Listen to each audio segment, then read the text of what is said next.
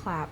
It doesn't work if it's a digital thing. Never mind. Hi, I'm Spacebar, or Jasmine, because saying the word spacebar out loud it makes me physically cringe. And I'm the one who did the Warrior of the Mind animatic, one of the many that the masses have produced. I did this one specifically. This one. It's pretty cool. If you haven't seen it, you should watch it, because yeah. Anyways, I'm gonna do a breakdown animatic tutorial. Why are my subtitles in Spanish? Anyways, I'm going to talk about a whole bunch of things, namely the first thing I'm going to do is an animatic tutorial. So I'm going to break down all the steps that I take to make an animatic. Just in general, this isn't going to be like a specific how to make exactly this Warrior of the Mind epic animatic. It's just going to be like how to start making animatics. It's supposed to be a very basic level tutorial. Next, I'm going to do a breakdown of my animatic, the one that you're seeing right here, Wowie. I'm going to go through all of my thumbnails. I'm going to go through my process, my designs, the motivation for these things. I'm going to go like literally shot by shot through my animatic and break down everything. That's probably going to be long, but I'm going to do it anyways. And then the last part of this video is going to be a Q&A. I posted a question to my YouTube, my Instagram, and my TikTok, and I gathered all the responses from there. So I'm going to go through all the questions that I got and do my best to answer them. There will be timestamps linked below so that you guys can go and jump around the video to where you want to go and see what you want to see, because it's going to be long. The timestamps will be there once I learn how to do timestamps. I've never done those before, so we'll figure it out as we go. You know, we're in this together. Part 1, animatic tutorial. The question I get asked the most, always, I think I've had it at least 100 times at this point: what software do you use to make animatics? I use Storyboard Pro, this software up here. Okay, I don't recommend it for somebody starting out. It is a beefy software. It is like animation industry software. It is not your run-of-the-mill, I'm gonna go doodle and have fun software. It's also not very cheap. It's very expensive. So this is not a software I would recommend to start out with. Now you're probably thinking, well then what would you recommend to start out with? I don't know. I started on Storyboard Pro. I started doing animatics and storyboards when I was already in university, and I went to an animation school, and they had this software for me to use in school.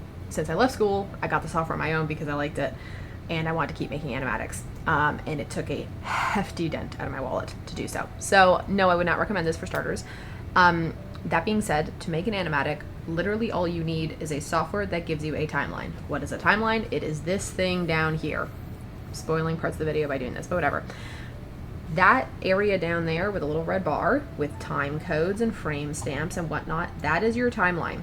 You see, if I scrub over here, you can see there's music in it. Oh, that hurt my ears.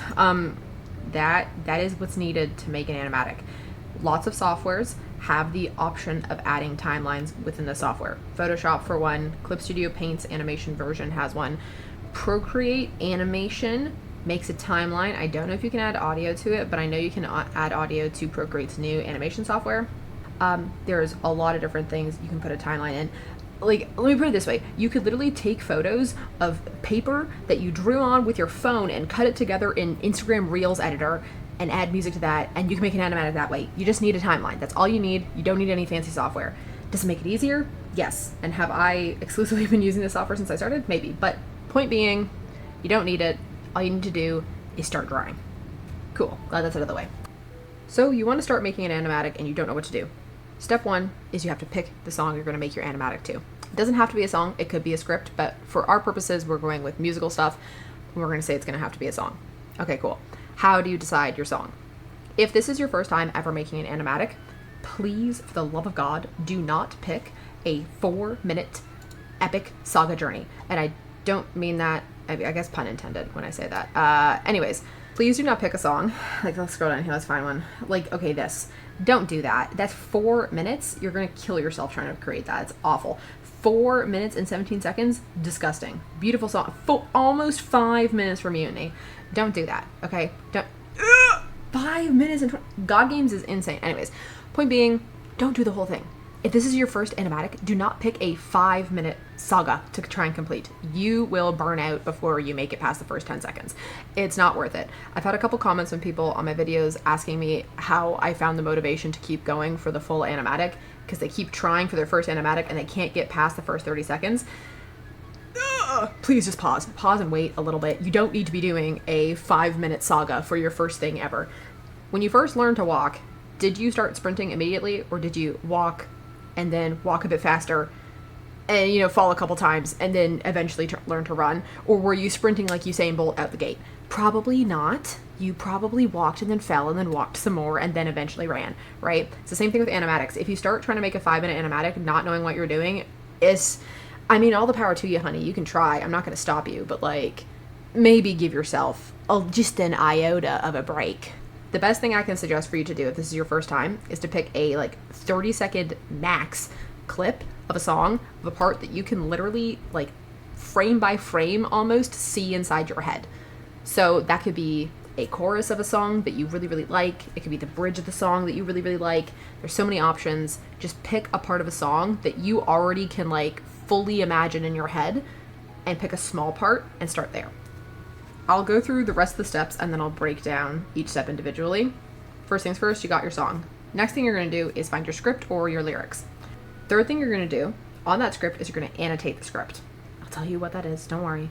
Then you're going to thumbnail, organize and time out your thumbnails. Then you're going to do your rough pass. Then you're going to critique, and then rethumb, and then re-rough, and then rinse and repeat that process until you are happy with your animatic. And then your final step will be your clean pass. It is still rough, but you're just going to try and tie down your characters and backgrounds. That's the whole process for making an animatic. Now, what do I mean by any of what I said? I'll go into it a little bit more. Anyways, the next step is to annotate. I can show you a little tiny annotation that I did up here for Worry the Mind. This is the script line right here. This is the scene it's talking about.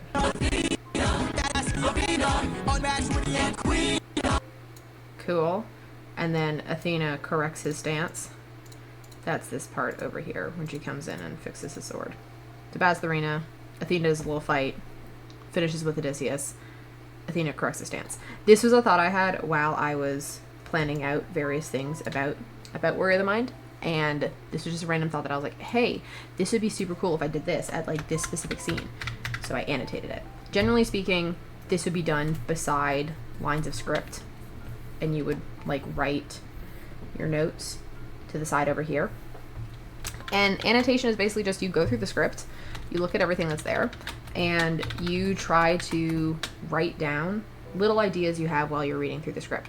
So you have to annotate, you need your script in front of you, and you're going to go through and write any thought that comes to your head while you're reading through the script.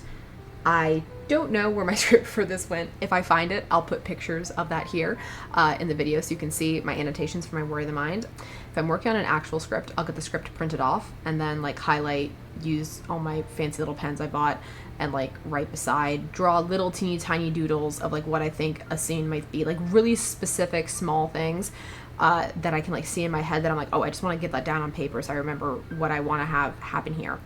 And the notes that I write on the side of the script will be things like this, like up here, what I wrote here. Sometimes it'll be basically just highlighting to myself the character motivations, what I think the character's reaction means, like how I'm interpreting the script. It's a script breakdown.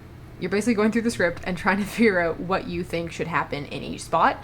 And this is like very general, broad stuff. You can get specific if you have like little tiny ideas, but you're not supposed to be like drawing too much right now. This is like literally writing. Like you're putting your ideas on the page just to get like the ball rolling essentially. Okay, step 1 is choose your song. Step 2 is find the lyrics. Step 3 is annotate. Step 4 is thumbnailing. And that's where my visuals finally come into play. Oh my gosh, I've had these up for so long and I haven't even used them. Thumbnails! Yay! You finally got your everything figured out. You kind of know what you're doing. You have some ideas. You've written down some stuff. The ball is rolling. And now it's time for you to do arguably the hardest part of the process, thumbnailing. I always think thumbnailing is the hardest thing because it's the most thinking involved in this. Your brain is gonna hurt when you're trying to thumbnail. It's like weirdly tiring. You're putting your entire body and soul into try to like create something. It's a lot, okay? Essentially what a thumbnail is, if you don't know, a thumbnail is a small, teeny tiny thumbnail sized drawing. So for context of this, the full frame is this area. I made little divisions within it to do my thumbnails inside. Thumbnailing is a very subjective process. You can do it however you want. It can be on paper. It can be like on an iPad in Procreate. It can be in your animation software. It can be on a sticky note stuck to the side of a whiteboard. Like, it doesn't matter how you thumbnail. just the fact that you're getting your ideas in a manageable sense that you can look at and dissect once you've done them. Another important thing with thumbnailing is your flow. And I don't mean like visual flow and, oh, is this shot working? No, we're not there yet. Flow as in like your creative flow and going through and thumbnailing stuff. Like, how does it feel for you to walk through this process?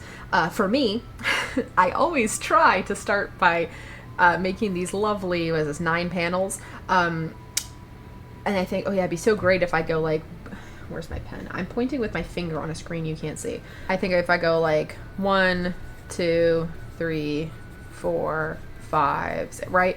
And like we go through and I thumbnail out like that. That would be lovely and amazing. Except I think my brain was created by demons from hell. And what ends up happening is this every single time. Actually, this isn't that bad. I have had thumbnail stints where I just thumbnail straight down in a line and it just goes and goes and goes and goes and goes. I don't know why I do that. Genuinely. I just do. For some reason, it makes sense to me. This is probably uninterpretable by most human beings and is not really supposed to be interpreted. It's not supposed to be understood by everybody, let alone like a director or a supervisor or something. This is just for me, right? If it had to be understood by somebody else, I would go and organize it thusly. If you would like to try to interpret this, by all means, be my guest. You can also see that I was trying to like link stuff up to lyrics, right? Now, I'm going to give you information that I found like mind-blowing to me when I first learned it. Like, it actually changed my life. I was sitting down doing a really cool storyboarding course, and I was given a script from How to Train Your Dragon and told to storyboard it. And I started at the top of the script, and I read through the script, I annotated the script, and then I was like, sweet, I know what I'm doing. And I just started full panel, like this whole thing, just drawing and going. I had been working for probably like an hour, and my instructor sat down beside me and he was like, Jasmine, what are you doing? I was like, oh, well, like I got stuck on this one spot and like I don't know where to go from here. And he was like, well, then just go somewhere else. Like just go to somewhere else in the script. I was like, what do you mean? He was like, just like, you don't need to start at the beginning. You can just go somewhere else in the script that you do have ideas for and start there. And I was like, what? Like, literal mind implosion, brain blown. I don't know why that wasn't something that I thought you could do, but I didn't, like, there's no rule. I don't know why I thought I had to start at the beginning, but in my brain, you had to start at the beginning. When you had a script or lyrics or a song, whatever, you started from line 1 and you ended at line XYZ. Like, you had to go from A to B. You couldn't jump around. That's stupid and arbitrary, and I don't know why I thought I had to do that, but I thought I did. And the moment this instructor told me that I didn't have to do that, literal mind blown, life changed. It's amazing. Point being, in all my rambling, you do not need to start at the beginning of your script or your lyrics. You start wherever you are most inspired to start from. That's why, if you look at my War of the Mind Animatic lyrics, you can see that, yeah, this is the start of my film. Definitely, this is the start of War of the Mind.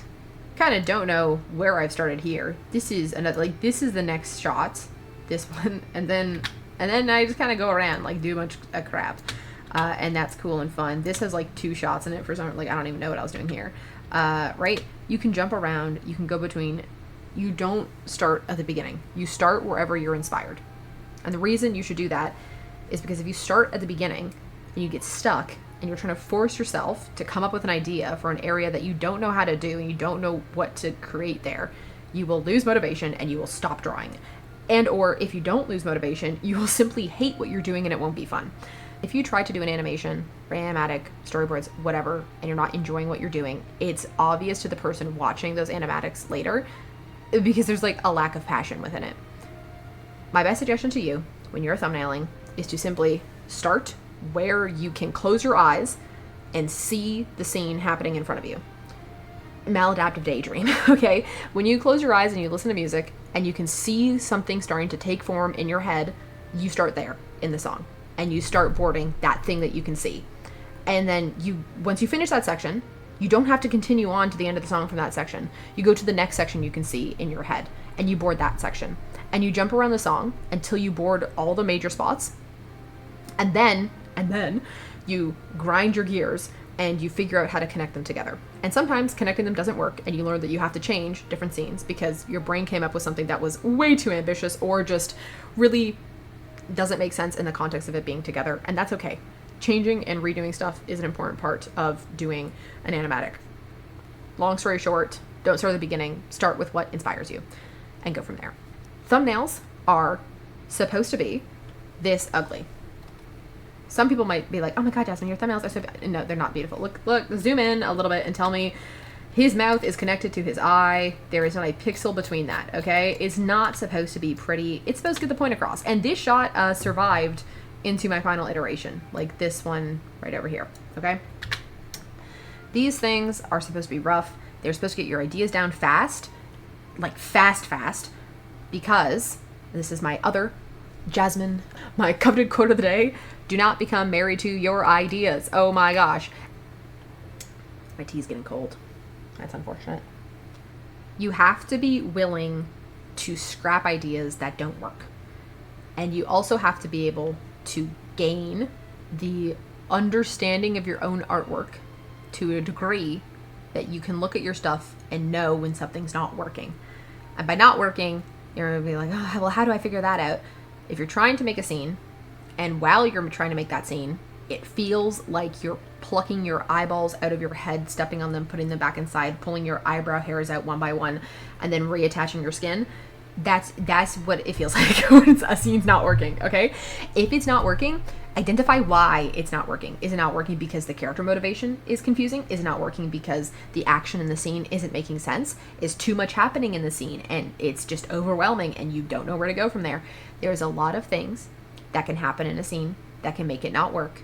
It is your job as an artist to identify it and come up with a way to make it better.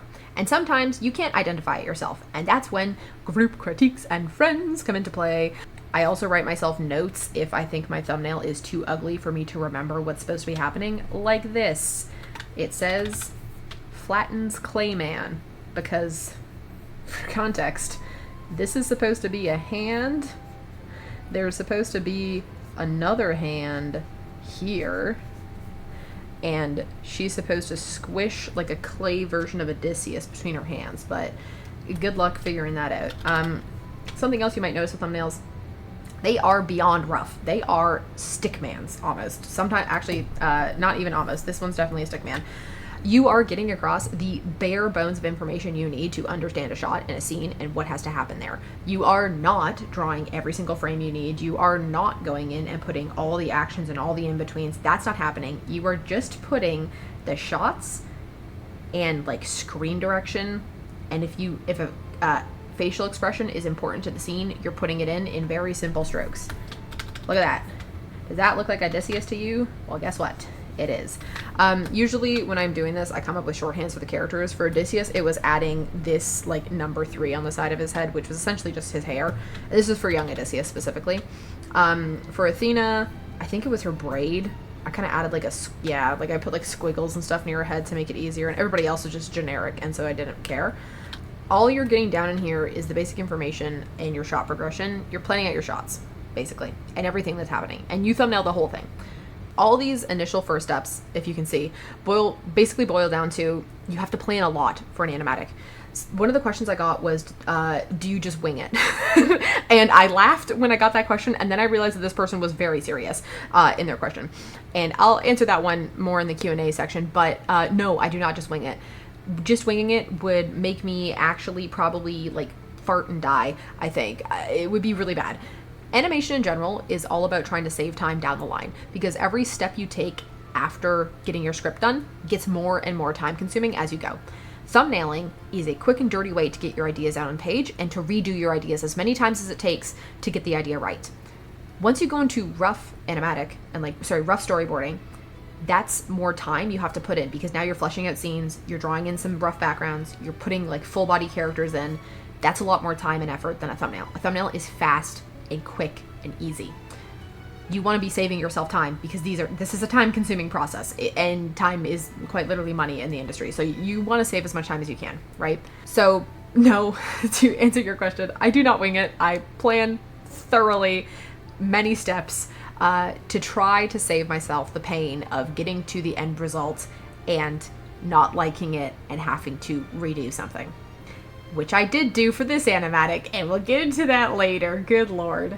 The next part of the thumbnails, the next part of like my step section kind of just boils down to make the animatic. But this is also after the planning after the planning phase. Now we're in like quote unquote the creation phase. So you have your thumbnails, which may or may not look something like this. They might look something like, I don't know, this. Chaos. Wow. This is not digestible. I cannot look at this and understand what is happening. This is confusing. What you need to do now is you need to time out your thumbnails. So this is the point in your animatic process where you need to have a software that can have a timeline. Because now what you need to do is you need to put your thumbnails into the timeline, and you have to have your music. This is, I apologize, the old Worry the Mind music, because I didn't want to touch my files, my old files. I wanted to keep them as they were. So I'm going to turn the volume down significantly so we don't give them any money. And I'll just scrub through to kind of show you what I mean. So these are my thumbnails. And I'm timing them out to like when things are supposed to be changing. Any of these style drawings you see on the side, by the way, are from my instructor from the course I was talking about. Thank you, Drew. Your notes were very, very helpful. And some of these like thumbnail shots last like a long time because a lot's supposed to be happening in this thumbnail scene. And that's okay. I'm not drawing all those in my thumbnails. I know what's supposed to be happening in there. This thumbnail tells me what's supposed to be happening. Eventually, I will add more frames to that. Right? And then we change the shot when he goes, Athena. That arrow signifies that I'm doing a 360 camera rotation because I hate myself, I think. Cool. I'm not going to go through all the thumbnails, by the way. I'm just going to scrub through the next couple.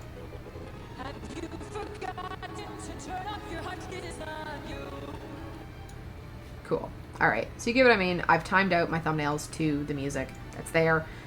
I'm trying to essentially put everything from the chaos of this into something a bit more manageable, one thumbnail a shot, so that I know what I'm supposed to be doing. And this is essentially my rough plan for what I'm going to be doing next. It took me a while to find these files, but I have all of them. Save your files, everybody, please. Good lord. Save multiple passes of your files as well. Oh my goodness. When you finish something major, like you finish thumbnailing, save a new version of your file that you work in so that you have the thumbnail saved separately. So if something happens, you have the last thing to go back to. Oh my god, please do that. Like literally daily, I would make a backup of my files and upload it to like an external drive just in case I lost out. That way I would only lose like one day of work. God, please do that. Anyways, that's just like a technical thing. But when you work in art, like digital art long enough, you learn the woes of losing stuff. It is not fun when something corrupts or your computer farts and dies and then you have nothing. And that's awful. Anyway, sorry. Now it is time, once you have timed out all of your thumbnails, which by the way, here's my thumbnail for this scene. Pan through battle. Very good notes, Jasmine. All right. Now it is time to do your rough pass. Your rough pass is essentially expanding upon your thumbnails. An animatic, and I will say this once, and hopefully it sinks into your brains so deep that it never leaves, an animatic is not an animation. Animatics nowadays, this is a controversial topic in the storyboarding industry, I understand. Animatics nowadays have taken a more animated side simply because digital software makes it easier for artists to like overexpand on animations.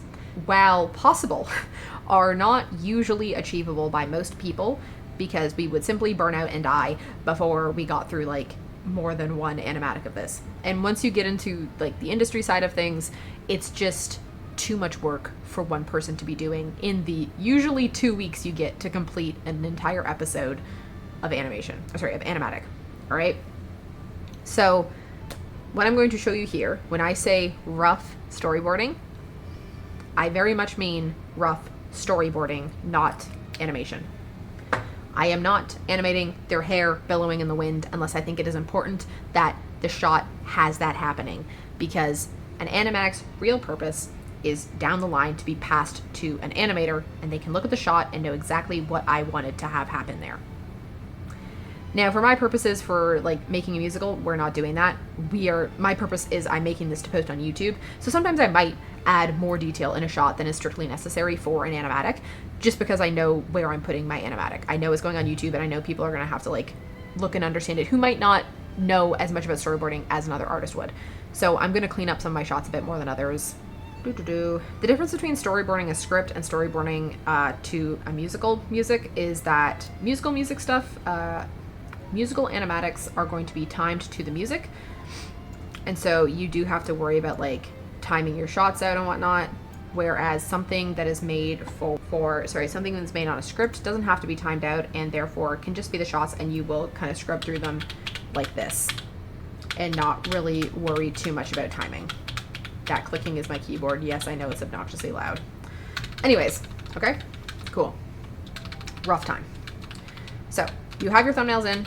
You're going to start roughly blocking in where everything needs to go, where the people need to be, all that kind of fun stuff. At this point in time, you should come up with a shorthand for your character. Odysseus, for me, is just kind of spiky hair. If he's the older one, then he gets spiky hair long. If he's the younger one, he gets spiky hair short. Athena, how did I shorthand her? I have to get Athena in a shot, and then I can tell you. I think it was mostly when I was shorthanding. These are cleaned, technically. When I was shorthanding her, it was mostly this headpiece up here that I used. This shape. Like, I would just kind of add that. And also, she was, like, super tall, so, like, you could see that it was her. Mostly just from the height difference alone. But you want to come up with a shorthand for your characters because you're going to be drawing them. You're going to be drawing them a lot. And here you're supposed to be blocking in the movements you think need to happen to let yourself know and the audience know what's going on in that shot. Cool. So let's go with Odysseus. He's drawn in. I'm really focusing on one, where's my horizon line? If you don't know what a horizon line is, Google it. Good Lord. 2, sometimes I put in perspective grids. Perspective grids are not always helpful, especially if you draw them in and then don't follow them. I did that a bunch, and my teachers told me to stop doing that. They're like, please, if you're going to use a perspective grid, make sure it's 1, correct, and 2, useful for what you're doing. This one is useful because I am trying to show that this is an upshot. We are looking up at Odysseus, all right? So I want to show the audience that the angle we're getting is this. And therefore, I put in a perspective grid to help show us that, okay? Odysseus is rough. I have his facial expression in there because I need, for this scene specifically, his facial expression is important. I have the major prop put in that I know he's going to be holding. I have not drawn in his complicated clothes. I have not put in any of those details. He doesn't have his circlet on. None of that stuff is there, okay? All that is there is his pose, the perspective, and his prop. In the background, we see Athena start to form. Odysseus changes his expression, and he kind of shrugs up a bit. He's like, oh my god, like, what was that? And we see the pose, grab, thunk. Athena's there. Odysseus got bald in that scene as well. This is what I mean by, like, rough. I'm not worried about the fact that Odysseus is bald here. It doesn't matter. What matters is that this shot has happened.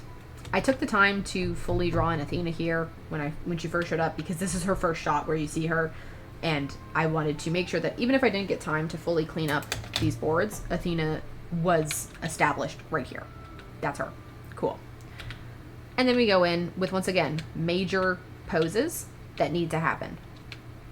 To the right of Odysseus, in front of Odysseus, to the left of Odysseus, we see him turning, and we come here. This is a shot I cut in my future one because I didn't like it because it was just weird. Anyways, okay? Big, rough movements that show what is supposed to be happening. This is rough. This is rough. This is clean. Okay? Do you see the difference? Odysseus is bald in one and not in the other. Okay? Cool. Boards. Once you have fully completed your rough boards, and that means, like, go through everything, finish them all.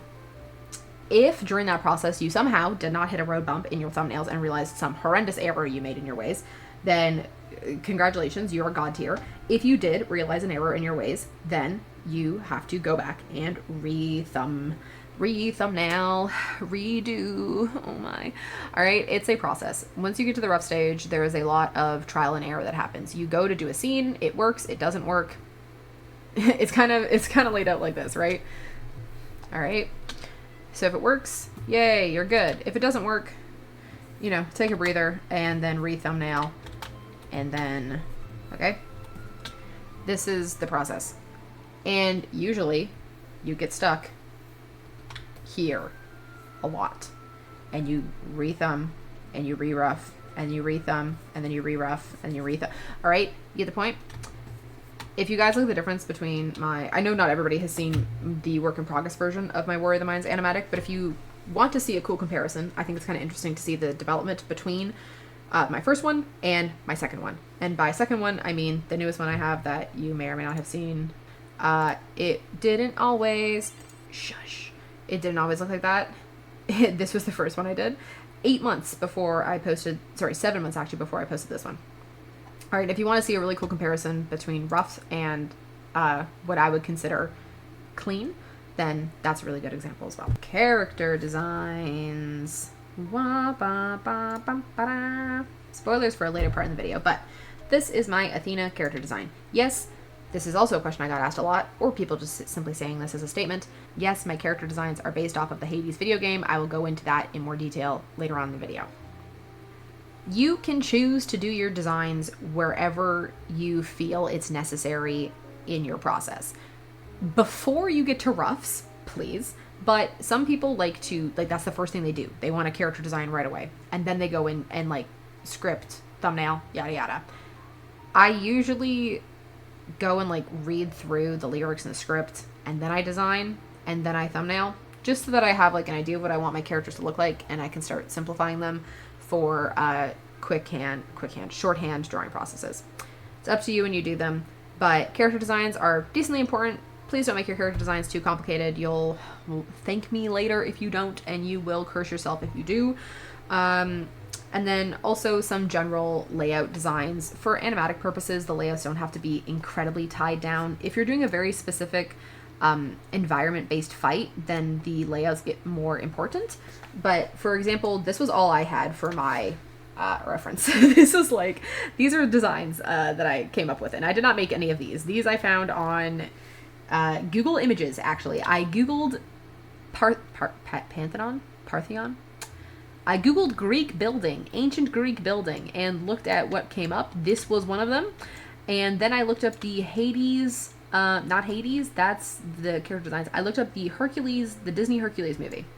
I don't think I've ever actually seen that movie, but I figured I needed Greek designs, and somebody else already did it and did a good job, so why would I make new ones? So basically just gather some design stuff that you want that will help you with what you're going to be doing going forward. You can gather these designs at any point in time that you think you're going to need them once it becomes relevant to your process. It can be the first thing you can do. It can be right after you get your script sorted. It can be just before you do thumbnails, after your thumbnails. I don't really care. Just have them ready before you get into rough animation, because not really, sometimes you'll realize while you're rough animating that you need a new reference, and that's completely fine, but you want to go into your rough animation with your plan fully solidified. Once you finish your roughs, you're going to want to get critiques from your friends, family, and people who aren't in the fandom. And I mentioned this before. Something that you should be doing when you send your work to somebody is ask them guided questions. Generally speaking, if you ask somebody what they think of your animatic, they're going to go, oh my gosh, it was so good, because they're your friend and they're nice. And even if your animatic was really good, that's not a critique that's helpful. It's nice and it boosts your ego. Don't get me wrong. Feels amazing. But it's not going to help you make your ideas better.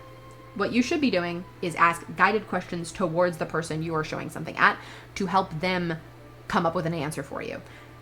Because like I said, if you just show them a piece of art, they're just going to go, oh my gosh, it's so good, and move on with their lives. You need to ask them questions to help prompt them to give you something that's actually worth your time. We'll use Odysseus as an example. A good question that I could ask people who are looking at my animatic would be, what do you think Odysseus' motivation is in this specific scene? I point them at a section of my film and I'm like, this right here, what do you think is going through, what do you think Odysseus' motivation is going in this scene? Or what do you think Athena's trying to teach Odysseus through this scene? Not the lyrics, can you understand her motivation in this? Can you understand what I'm trying to put on the page. Or another question I asked a lot of people, and this kind of goes into why I ended up making 2 versions of Warrior of the Mind, or why I ended up redoing so much in my animatic, was, do you understand who this character is? And I pointed at the young Odysseus.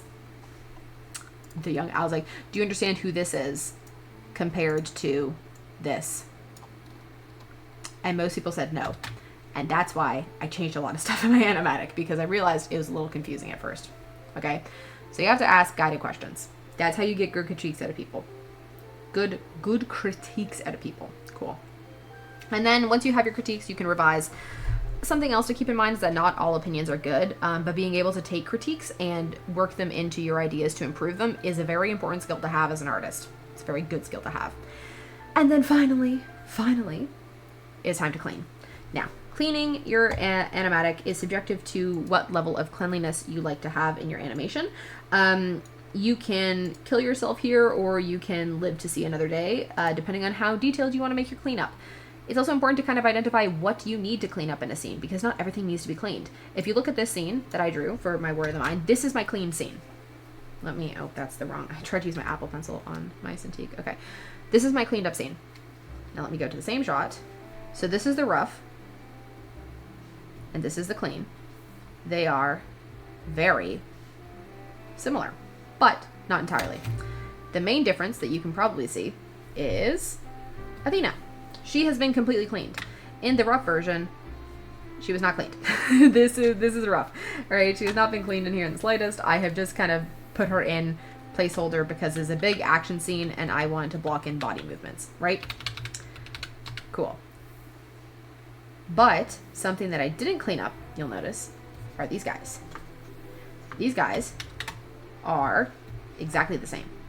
I did not clean those guys in the slightest. There is, quite frankly, 4 of them, and I didn't want to. And I also didn't think it was necessary to the scene for them to have fully fleshed out forms. You can see what's happening. I drew them fine enough the first time. You understand what's going on. The only person you care about in this shot is Athena. So why should I spend and waste my time cleaning up these little chuckle muffins over here that don't matter, okay? So, all that being said, use your time wisely when you're cleaning up an animatic. Clean what you think is necessary to get your point across in the scene and to make your scene clear and readable. That's what's important when you clean up. Having a clear and readable shot. Cleaning up also doesn't necessarily mean you have to do what I did here, where you have like these cell-filled characters. I do this so that the layering is obvious and you can see what's supposed to be on top of each other, and you don't end up having this issue where you can like see lines through their bodies. That's distracting and confusing to the audience, so I like using bucket fills to fill those shapes in. I also like using it to show depth in character, so certain characters, if you're closer to the camera, I'll generally make you darker, and the farther away you get, the lighter you are. It's just like a contrast thing. It helps out a little bit. The last thing I like to do in cleanup is do the whites of the eyes. I like this because eye direction is one of the most important things in storyboarding. If your character is not looking at you, or not looking where you need them to be looking, it's gonna look weird. Let's say this entire shot happened. This is evil now, sorry. But he was looking over here. So he's not looking at Athena anymore. That's strange. He's not looking where we think he should be looking. As an audience, as a human being, we look at the eyes first. It's the most understandable part of any character, especially when you're looking at cartoons, because cartoons are not a human being, right? They're a drawing, and we don't know entirely how those cartoons are supposed to like act, essentially. But we do know what's supposed to happen is eyes. Eyes are what we gravitate towards. If a character is looking over here, guess where the audience is going to be looking on their screen? They're going to be looking over here, thinking something is going to come out or jump at Odysseus, or there's supposed to be, maybe the camera's supposed to pan over, we're supposed to see something being revealed on that side. We are not going to be looking where we're supposed to be looking, which is at Athena, because the shot is about Athena. If we have Odysseus looking at Athena, suddenly the audience is looking right here, right where Odysseus is looking. And that's what we want to try to direct. We're trying to direct the audience's eyes where we want them to go. If our eye direction is over here, the audience is going to be looking in the corner of your screen, which is not what you want. Okay? once again, I rambled because I'm good at that. The point of that is that's why I do my little whites in the eyes, is to help emphasize eye direction, because eye direction is very important when it comes to animatics. It's just important when it comes to art in general, not just animatics. Anyways, oh yeah, at this scene I also put in backgrounds. Generally speaking, in my roughs, I really only have like very important backgrounds will be in there. Otherwise, it'll either be blank if the background's really not that important, or it'll be like a perspective grid if I need it for like a floor plane. There's a couple shots that I definitely have backgrounds in, like this shot I have a background in because I know I need this tree over here. So really my backgrounds broke down to what was necessary for the shots to like exist. And I wasn't spending my time doing anything crazy. Like this background is literally like 3 squiggles, okay? Is just enough so that I can understand like, okay, yeah, he's on the ground. We're doing like a down shot on him, right? And then when I come into the clean, we have full background kind of happening. I understand what's going on with the backgrounds. I understand where my characters are. They're placed thoroughly on the ground. They're not floating. This is a bit tall here. Anyways, right? We're basically just grounding our characters so that everybody knows where everything's supposed to be and there's no confusion. Cool. Yeah. Otherwise, other than that, something to keep in mind when you are cleaning up your animatic is that this is not supposed to be like animation clean. This is still technically rough. A storyboard is just like the sketch for the animation. That's the best way to describe what it is. This should not be something that takes you 10 hours to do one frame. You're not fully rendering this. That's not what's happening here. I did recently, after I posted my epic thing, I posted character designs for Odysseus and Athena. I made these designs after I made the animatic, but the designs were still like pretty much what I had. Do you think my shots do not look like this? Like, yeah, sure, Odysseus looks like this kind of, but to this rendered quality, this amount of line detail, this is not what I drew. All right, I drew this. He's a little goofy guy over here. Okay, looks a little silly. Also, side note, this is my favorite frame in the entire thing. Look at this.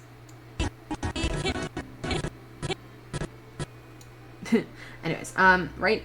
He is not fully formed. These lines are rough. I have not fully cleaned it, and I will not fully clean it because you do not have to. It is still supposed to be rough. Sure, this scene looks like this shot is pretty clean, right? But it's not like final animation frame clean, okay? Just keep in mind that this is still supposed to be a fast process, relatively speaking. Is it slower than thumbnailing? Yes, it will take you time to clean up your stuff, but it is not supposed to be taken to the level of like, this can be exported and put out on air tomorrow kind of idea. Also, something to keep in mind is that this, once again, was done for the purposes of YouTube, and I knew that I was going to be posting on it, so I did take this animatic to a cleaner level than I probably would have usually, like if this was just for, I don't know, like my own personal purposes, because I wanted this to be at a level that people could understand on any kind of platform. You finish cleaning, you're happy with your animatic, your music sounds good, everything's done and dusted. Your last step is to export. And now you have finished your animatic. And I have only been talking for an hour. All right, it's time for part 2 of what is cooking up to be a massive video. So this is the breakdown section. I'm going to go through my Warrior of the Mind animatic literally frame by frame. I'll jump in between the older rough version and like the newer clean version. I'll talk about like the changes I made between the two of them, why I made certain changes, yada yada. I'll go through my designs, my motivations for my shots, and then literally just like a shot by shot walkthrough. My song choice. Why did I decide to do Warrior of the Mind, like this one specifically? Basically, this project was actually an assignment I was doing for a storyboarding workshop I was taking part in. I had a 2-week deadline to finish this assignment, and this Warrior of the Mind that you see, this one, the work in progress, this was 2 weeks of work. 2 weeks of my life was put into making this, and no longer than that. It was 2 weeks, and then I uploaded what I had. After that, the new version of it, that one was another, I want to say like 4 weeks of work I put into it. I reboarded a lot of my animatic, and I redid a lot of scenes because I was unhappy with how some of them turned out. And I'll go through what those scenes are and why I was unhappy with them and whatnot. But yeah, that's kind of like the timeline for my project. This first one, a lot of the choices I made for the project were because of that 2-week deadline that I knew I had to meet.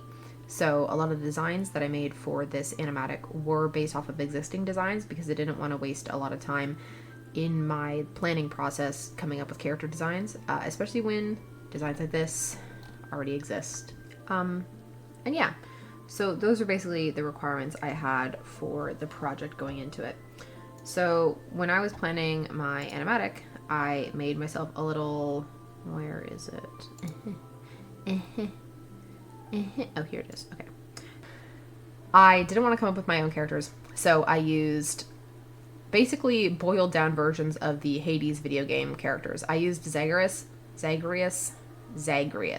that's how you say his name. This comes from the person who called Poseidon Poisodon, the first like 3 Percy Jackson books I read. So it's just, you know, we're working with some fun skills here. Anyways, Zagreus. I basically just took his design and simplified it a lot. Like, I wasn't going to do the big shoulder blades. That's very Hades-esque, and Odysseus is not. So I got rid of like that stuff. I like this whole like arm, like this shape here was really fun to me, so I wanted to keep that in the design. And I liked his little, I don't know, situation with like the fabric. It was cute. When I was making the designs for both the characters, Odysseus and Athena, the idea with Odysseus was that he was supposed to be a lot more like grounded in reality. Like, his clothes are supposed to make sense. Like, you could physically put them on. I actually am working on a little mini comic of Odysseus getting ready in the morning. I don't know why. It came to me on a 14-hour plane ride, so that's fine. Yeah, so I want Odysseus's clothes to make sense. And like his progression from like here to here. Sorry, I'm drawing this with my mouse. It's bad.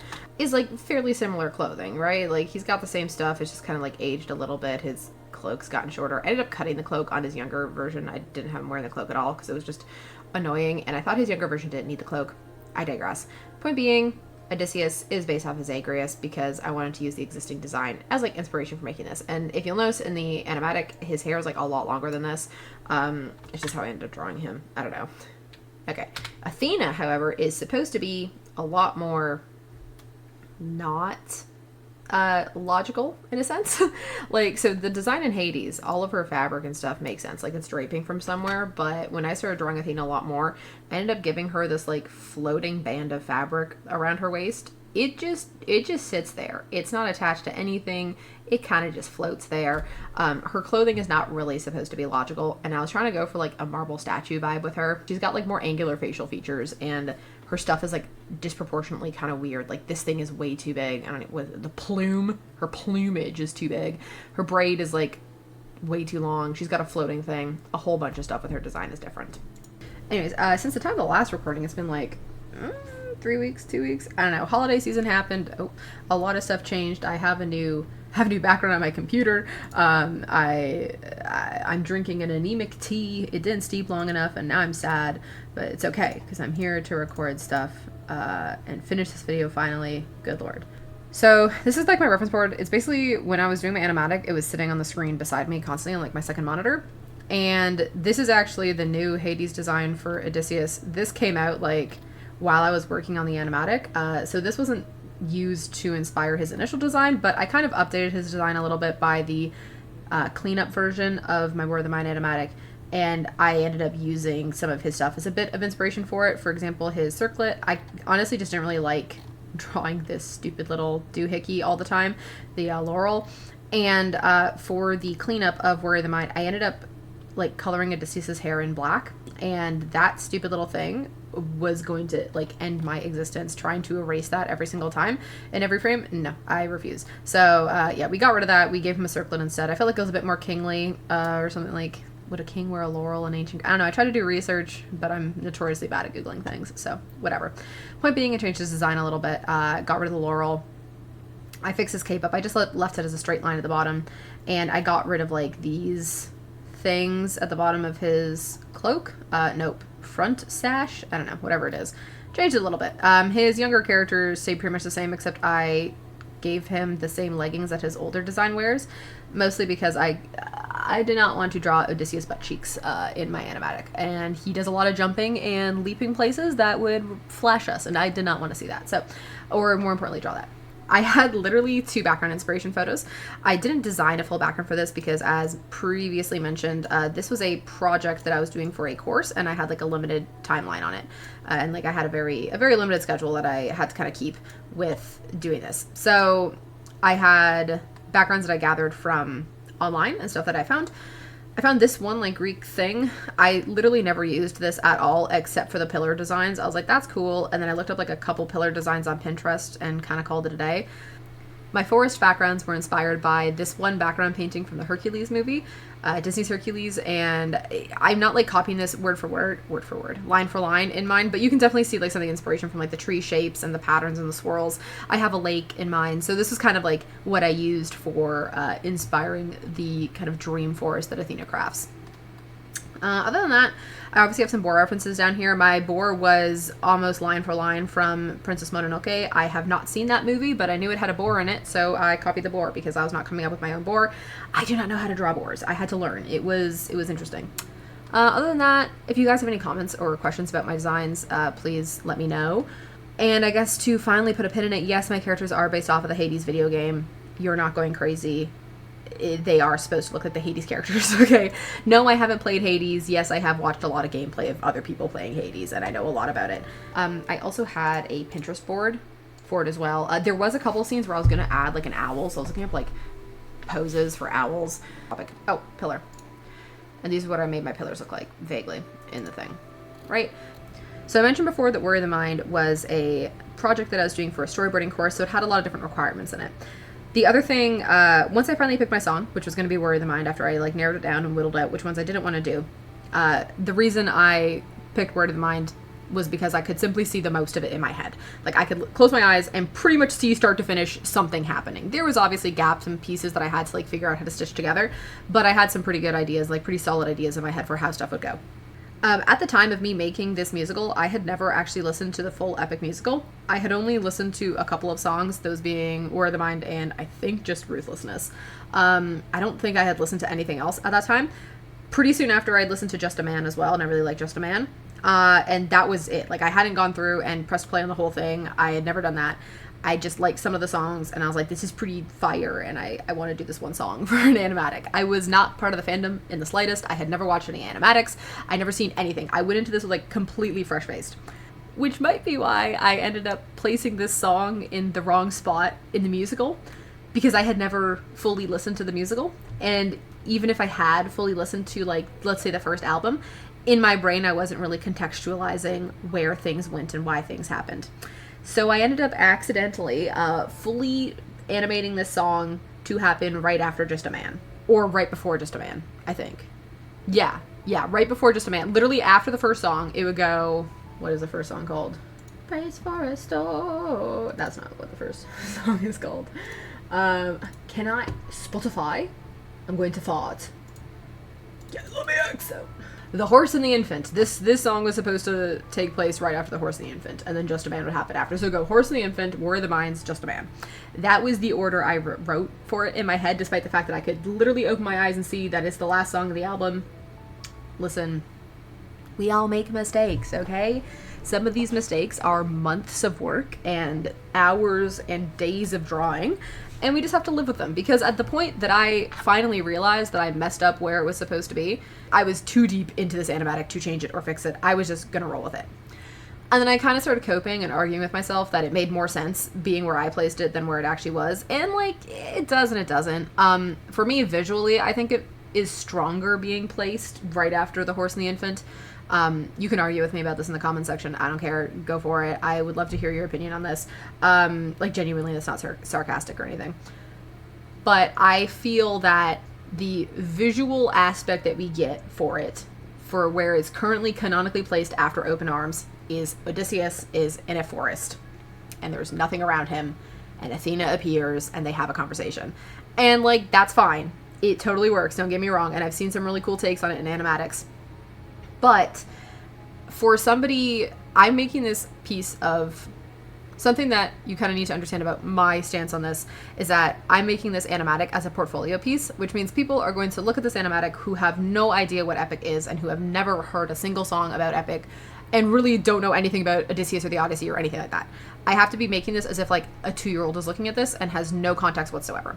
And so having him just standing in a forest with no real reason shown that Athena is trying to convince him of something is kind of difficult, right? Because she's talking to him about being more like ruthless and whatnot, but we don't really see why she's telling him that in the canonical version of it. We know with context of the other songs why she's saying that, but if you're just looking at Worry the Mind in a vacuum, we don't know why she's telling him to do these things. So by putting him like post-battle and with like this baby that he has to kill, her reasoning and her appearing at that moment visually can be shown a lot easier, and I kind of used it as a crutch to help like spur the story on in my animatic.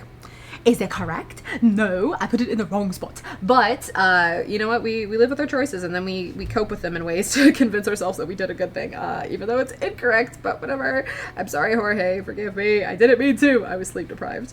One of the reasons I really like Epic is because I'm a massive Greek mythology nerd, and I have been for quite a long time. I was so concerningly obsessed with Percy Jackson as a kid that I probably should have been studied in a lab, but I digress. This, a musical about Greek mythology in the way that Epic was written is just like right up my alley. So obviously I'm going to like the music. And I was super hyped about all the songs. I started working on this right before the Circe Saga came out. And the Circe Saga came out in the 2 weeks that I was working on this project initially. So I just had that like on loop playing in the background while I was working. It was fantastic. Actually, before I started this course that this project came out of, I was working on a Percy Jackson animatic 2 Ruthlessness. It's probably dead in the water now. Like,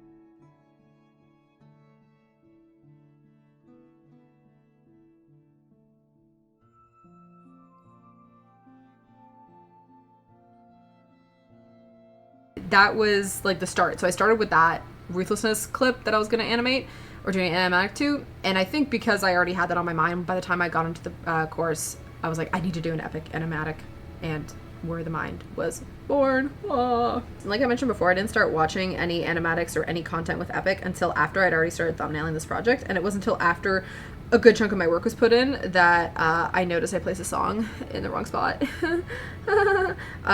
Yeah. Okay, so now I'm gonna start doing my animatic breakdown. One other thing I did that's kind of like some prep work, but it actually happened like partway through making the animatic, was I made this.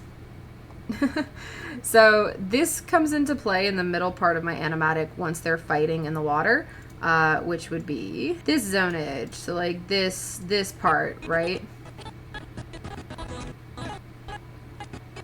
Because I had all these moving characters and all these different spots and all these camera moves, I ended up making a little map for myself where Odysseus starts over here. These are the rocks I have. This is the tall rock he stands on, and this is the tree that Athena and older Odysseus stand on. And this was my map so I could keep track of how many rocks I had, because this scene, I had to hand draw all these rocks and figure out where they go with a fun little camera move in them. Come in and up, and it was a lot to track, so I made a little map to help with it. I'm going to go through my cleaned up version of this animatic, and I might jump in and out to the older version just to give some context to certain scenes, and kind of talk about like what I changed and where I changed things. There was a couple big parts from the last iteration of the animatic, like the rough version, that I changed. Anything that's kind of highlighted yellow is one of the portions that I either cut, changed, or when I was looking at it, I was like unhappy. I was unhappy with it. This scene obviously is still in there, almost shot for shot. I just like cleaned it up a bit. But this shot right here, I completely got rid of. I thought it was unnecessary and took up too much time in the beginning. That was already a long animatic. And it had no music there either. Like the song hadn't even started yet. And I was wasting time trying to like give you context to this baby. And this is also one of those scenes that if you don't know the story of Odysseus that like Jorge's written, then this doesn't make any sense. Like this shot makes no sense to anybody unless you've seen Epic already. It was basically just supposed to give like motivation to Odysseus, like, oh, why does he not want to kill a baby? But you know, I thought about it for approximately 2 milliseconds and I realized you don't need a motivation to not want to kill a child. It's a very natural motivation for most humans to have, is to not want to kill a baby. So this shot got cut from the clean version. Jumping back into the actual clean version, we pan through. I have rain falling. There's lightning in the sky. There's definitely should be sound effects, but slightly more context for this than anything else. This animatic, the clean version of it, was finished a day before I left for a trip to Japan. I literally exported this at like 3 a.m. and I woke up 4 hours later and I hadn't packed yet. And I packed my bag the day I left and then got on a 14-hour plane ride and went to Japan. So this had a little bit of a time crunch to get it out, and there is a reason that there's no sound at the start, and it's because I simply ran out of time, and I would have loved to put sound in it, but honestly, it's like a cute thing I might add later kind of deal. But where I am right now, I'm not putting sound in this. Just imagine it, okay? Like, ba-ba, thunder, rain sounds. I'm not a Foley artist. Anyways, this shot is fun and cute until you zoom in and realize that I made Odysseus the baldest man alive. Also, what's that line? It's probably just a building. Anyways, it's supposed to be cool and dramatic with shadows and whatnot. Truck zoom in to this. I'm zooming into this. Okay, the reason I'm zooming in and up is to draw the audience's eye. I have a hiccup. Is to draw the audience's eye up there to where we're going to meet our character. It would be weird if I had it zooming down to this guy and then we cut and it's over here. Point being, I have him zooming up and into the castle thing. Parthenon, Pantheon, I don't know. Another little pan. We have this shot, which kind of helps to highlight that Odysseus is there, or a character is there. We don't know who it is yet. And now we still don't see his face, but it's starting to get really dramatic because we got all this rain going, the lightning's running, and there's a dude approaching a baby all by itself. And we finally get Odysseus, and he's got blood on his face, and he's looking around. He lifts his sword, and the music comes in. Okay, and I'm actually really proud of this scene. I'll scrub through it frame by frame so you can see. But basically, Odysseus comes in, right? Raises his sword, comes in, he looks up. Which a normal human being doesn't really look up that much, but this is in Greek mythology. The gods are a thing. So I want him to look up, kind of being like, all right, bud, why do you want me to do this? This is something, again, if you know Epic, you know that Zeus gave him a prophecy to kill his baby. So you're like, oh my goodness, he's looking up. My idea was that he's looking at like the sky to kind of like curse Zeus a little bit, being like, are you sure? Like, this is a baby, what the heck? Anyways, and he walks in, and I'm not sure if you noticed this, but I have the water, as the music comes in, the rain freezes. And then the lightning strikes, and the music comes in with that. I'll play the shot. Ta-da! Right? So it goes boom. And I purposely didn't put shading on his blood so it stood out more, because dramatics. Anyways, now we've met Odysseus. And now we're going to meet our next character very soon. I have a nice dramatic sword shot where he's going to angle the sword down and we reveal Athena, but you still don't really know what she looks like. She's just ominous and creepy in the background because she's God and she can be that way. So on the line, have you forgotten the lessons I taught you? And then he reacts, and then it's only as he starts turning on Athena that I cut to the next shot. And he finishes the turn. So he starts turning here, finishes the turn on the wide shot, and we see that she's not there. Athena. Oh. I know this shot gave me a lot of strife. This is a giant rotation, camera rotation around the Parthenon, where we start on Odysseus, and these pillars are kind of passing through in the foreground. The baby's behind him as we rotate around the camera and him, and then Athena darts across the screen, or a thing darts across the screen, we don't know. He definitely sensed something, he like whips around, but she's not there. Then his shadow starts to mold into a creature, which we see, but he obviously doesn't. Up into this shot, and you'll notice that the rain at this point in time isn't moving at all. I had it animated before, but now it's just sat there because it's frozen, because time has stopped because of Athena's magical little powers, where she can stop time because she's cool that way, okay? You notice there's a shadow, and she catches the sword because she's cool that way, all right? And she's a god, and she can do these things. Initially, one of my first thought processes with this, and I'll show you another shot that I had before that I got rid of, actually. I had Athena kind of doing less work with string and more with clay, 'cause she's supposed to be the goddess of crafts. But I kind of liked using the weaving side a bit more. I felt like it was, one, easier to like animate and come up with things for it, and two, just like visually looked a little bit neater than just like mushy clay all over the place. But I had that shot where she gets made into clay, right? She's like, she comes out of the ground, boom, cool.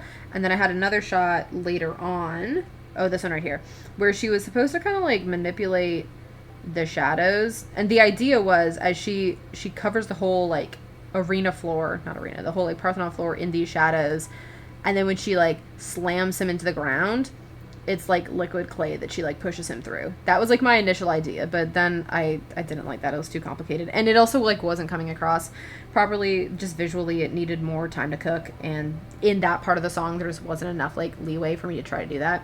So I cut that idea. I just had her form out of the shadows initially because I thought that was cool.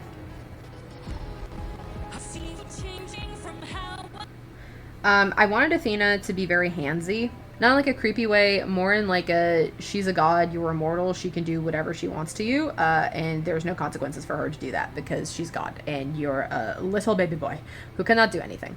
She's super like physically manipulative, not necessarily like mentally, though she probably is too, but like she grabs his sword, she moves his sword around while he's still holding it, and then just rips it out of his hands and uses it to like point at him. Right?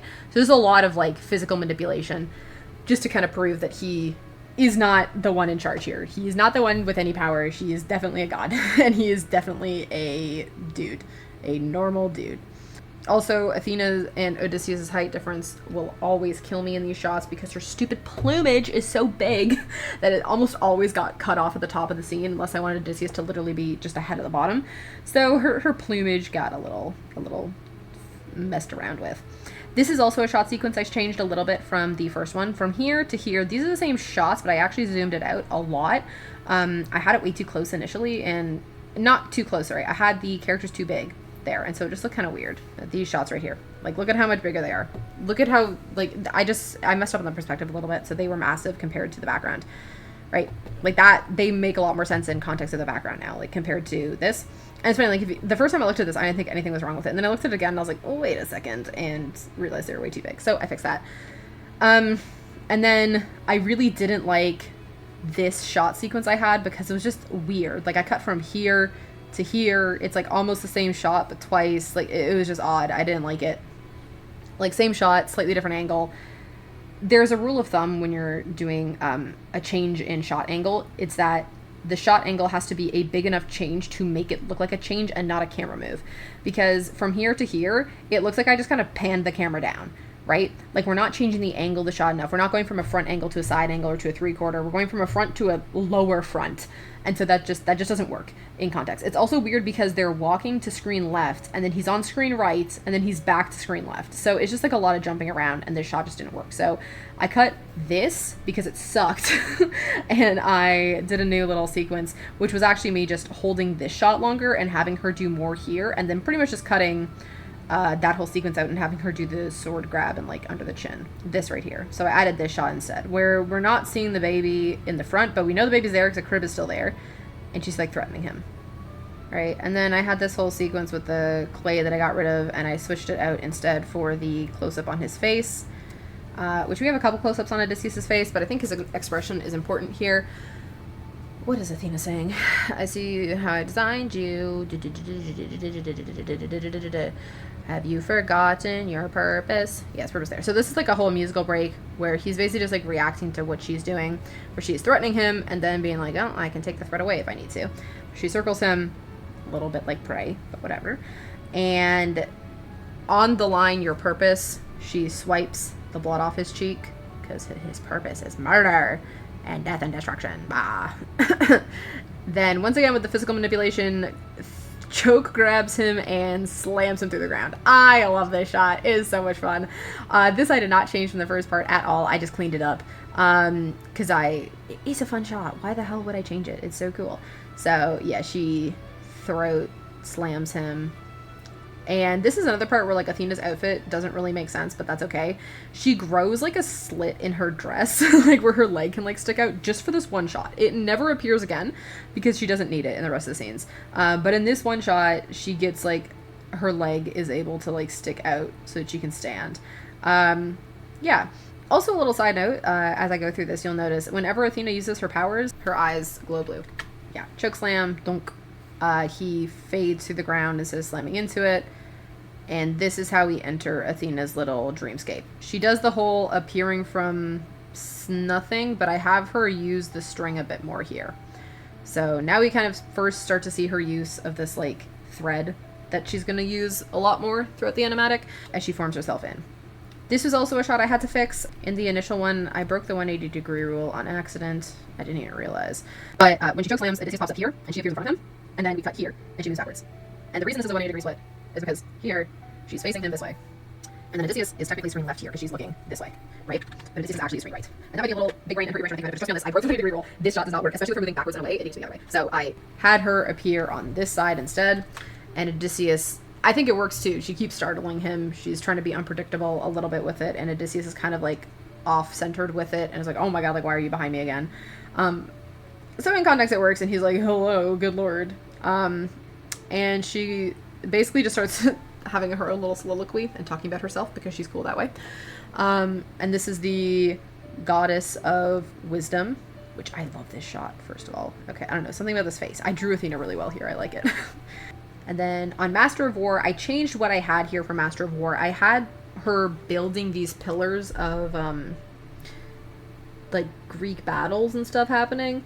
But it was so overly complicated, and so much visually was happening here. It was just way too much for what was trying to go on. Like, I had various battle scenes happening. I was going to have one with, like, Medusa, and Arachne was going to be on another, and it was going to be a whole thing, but it's, no, too much work and effort for a shot that was going to last, like, 30 seconds, and would have been just genuinely, like, too much going on in that shot, I thought. So I simplified it. I changed it from her having the pillars to background image of various monsters and stuff that she fought or dealt with. For context, Arachne's up there. We have like Medusa, a couple other, I can't remember what I drew in here. It was supposed to be references to like various mythologies that she had like helped along with and whatnot. Yeah, so like that just kind of comes in and fades out with her. Also a cool Athena shot. I like how I drew her here. She's just so great and fun to draw. Goddess of Wisdom. And this was the Master of War line, is when she does this. Then she beckons Odysseus forward, keeps walking, and Odysseus is like, huh? And we see, this is the first time she kind of grabs, like, the string from him. Some people in the comments called it, like, his string of fate. I'm not gonna lie, I didn't really think of it that way, but, like, when you say it like that, yeah, it kind of is a string of fate, I guess. It's supposed to be, like, she's using his essence to make this string, and that's why she can do what she does with it. And she's, like, using his, I guess, string of fate to show him his past. So yeah, string of fate works. Basically, she gets a string from him and uses it to show him and teach him things. The purpose of this whole animatic, essentially, is that Athena is trying to convince Odysseus, hey, you used to be super cool, and you used to, like, listen to me and stuff, and, like, I taught you how to be, like, a warrior of the mind, and you're super logical, and we did really good things together because you were logical and like this and yada yada. And now you're being a little baby and you're not doing what you need to do. And we need you to stop doing that. We need you to, you know, focus on the goals to get home and see your wife and kid again. Right. Like whatnot. So I struggled a little bit with this in the animatic, is making Athena convince Odysseus. Like, how does she actually convince him? Because, like, what does she do in this song? She sings about herself and how much she likes warriors of the mind. She doesn't necessarily say, like, oh my gosh, Odysseus, like, please listen to me, like, I'm so cool and great and awesome, like, you should listen to me. So I have to show it visually how she convinces him of this, and I wanted to show, like, their relationship in the past and how that worked and a bunch of different things. I digress. I like to ramble. Point being, she gets the string from his chest, and it's a bit more of like a ribbon than a string, and I did a cat's cradle. I had this in my mind for a while. This was a section I changed a lot, and I'll go a little bit into detail about that and why. Initially, when this section happened, she grabbed some of the clay, and she made a cat's cradle as well, but like out of the clay for some reason. And we go into the cat's cradle and it's like a tapestry, right? We see this like tapestry scene happening, And I hated this scene so much. It was awful. It wasn't bad, okay? Like, it was a fine scene. I just felt that it was too basic. I could have done something cooler, and I felt like it really wasn't getting the point that I was trying to get across. This is the first time we see young Odysseus. Nobody knows this young Odysseus because we've never met him before. So when he, like, jumps out of the screen, like, as much as the shot sequence is cool, like, it's like, oh, look, we're, like, continuing. We don't know that this is young Odysseus here. This could be any kid. This could be freaking Zagreus from Hades, okay? So, like, nobody knows that this is Odysseus, especially if you haven't seen or know of anything about Epic, the musical.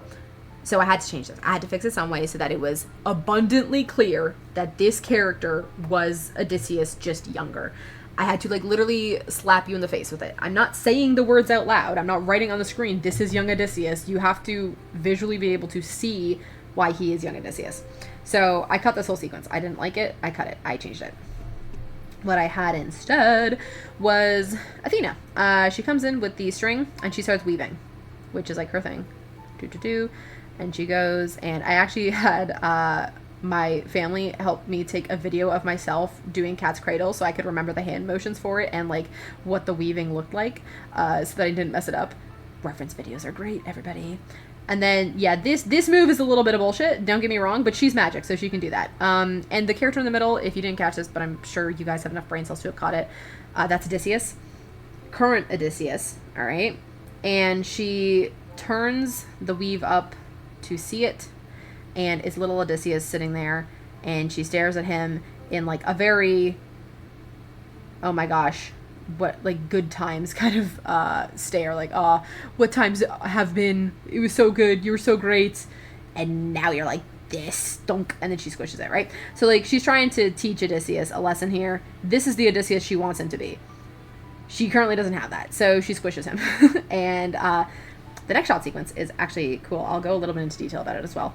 I'm going a little bit into detail about every shot sequence, I'm realizing, but that's fine. All right, so she squishes him, and then we see this move where she circles and flings out this net that she's, like, made. And the net grows into our environment.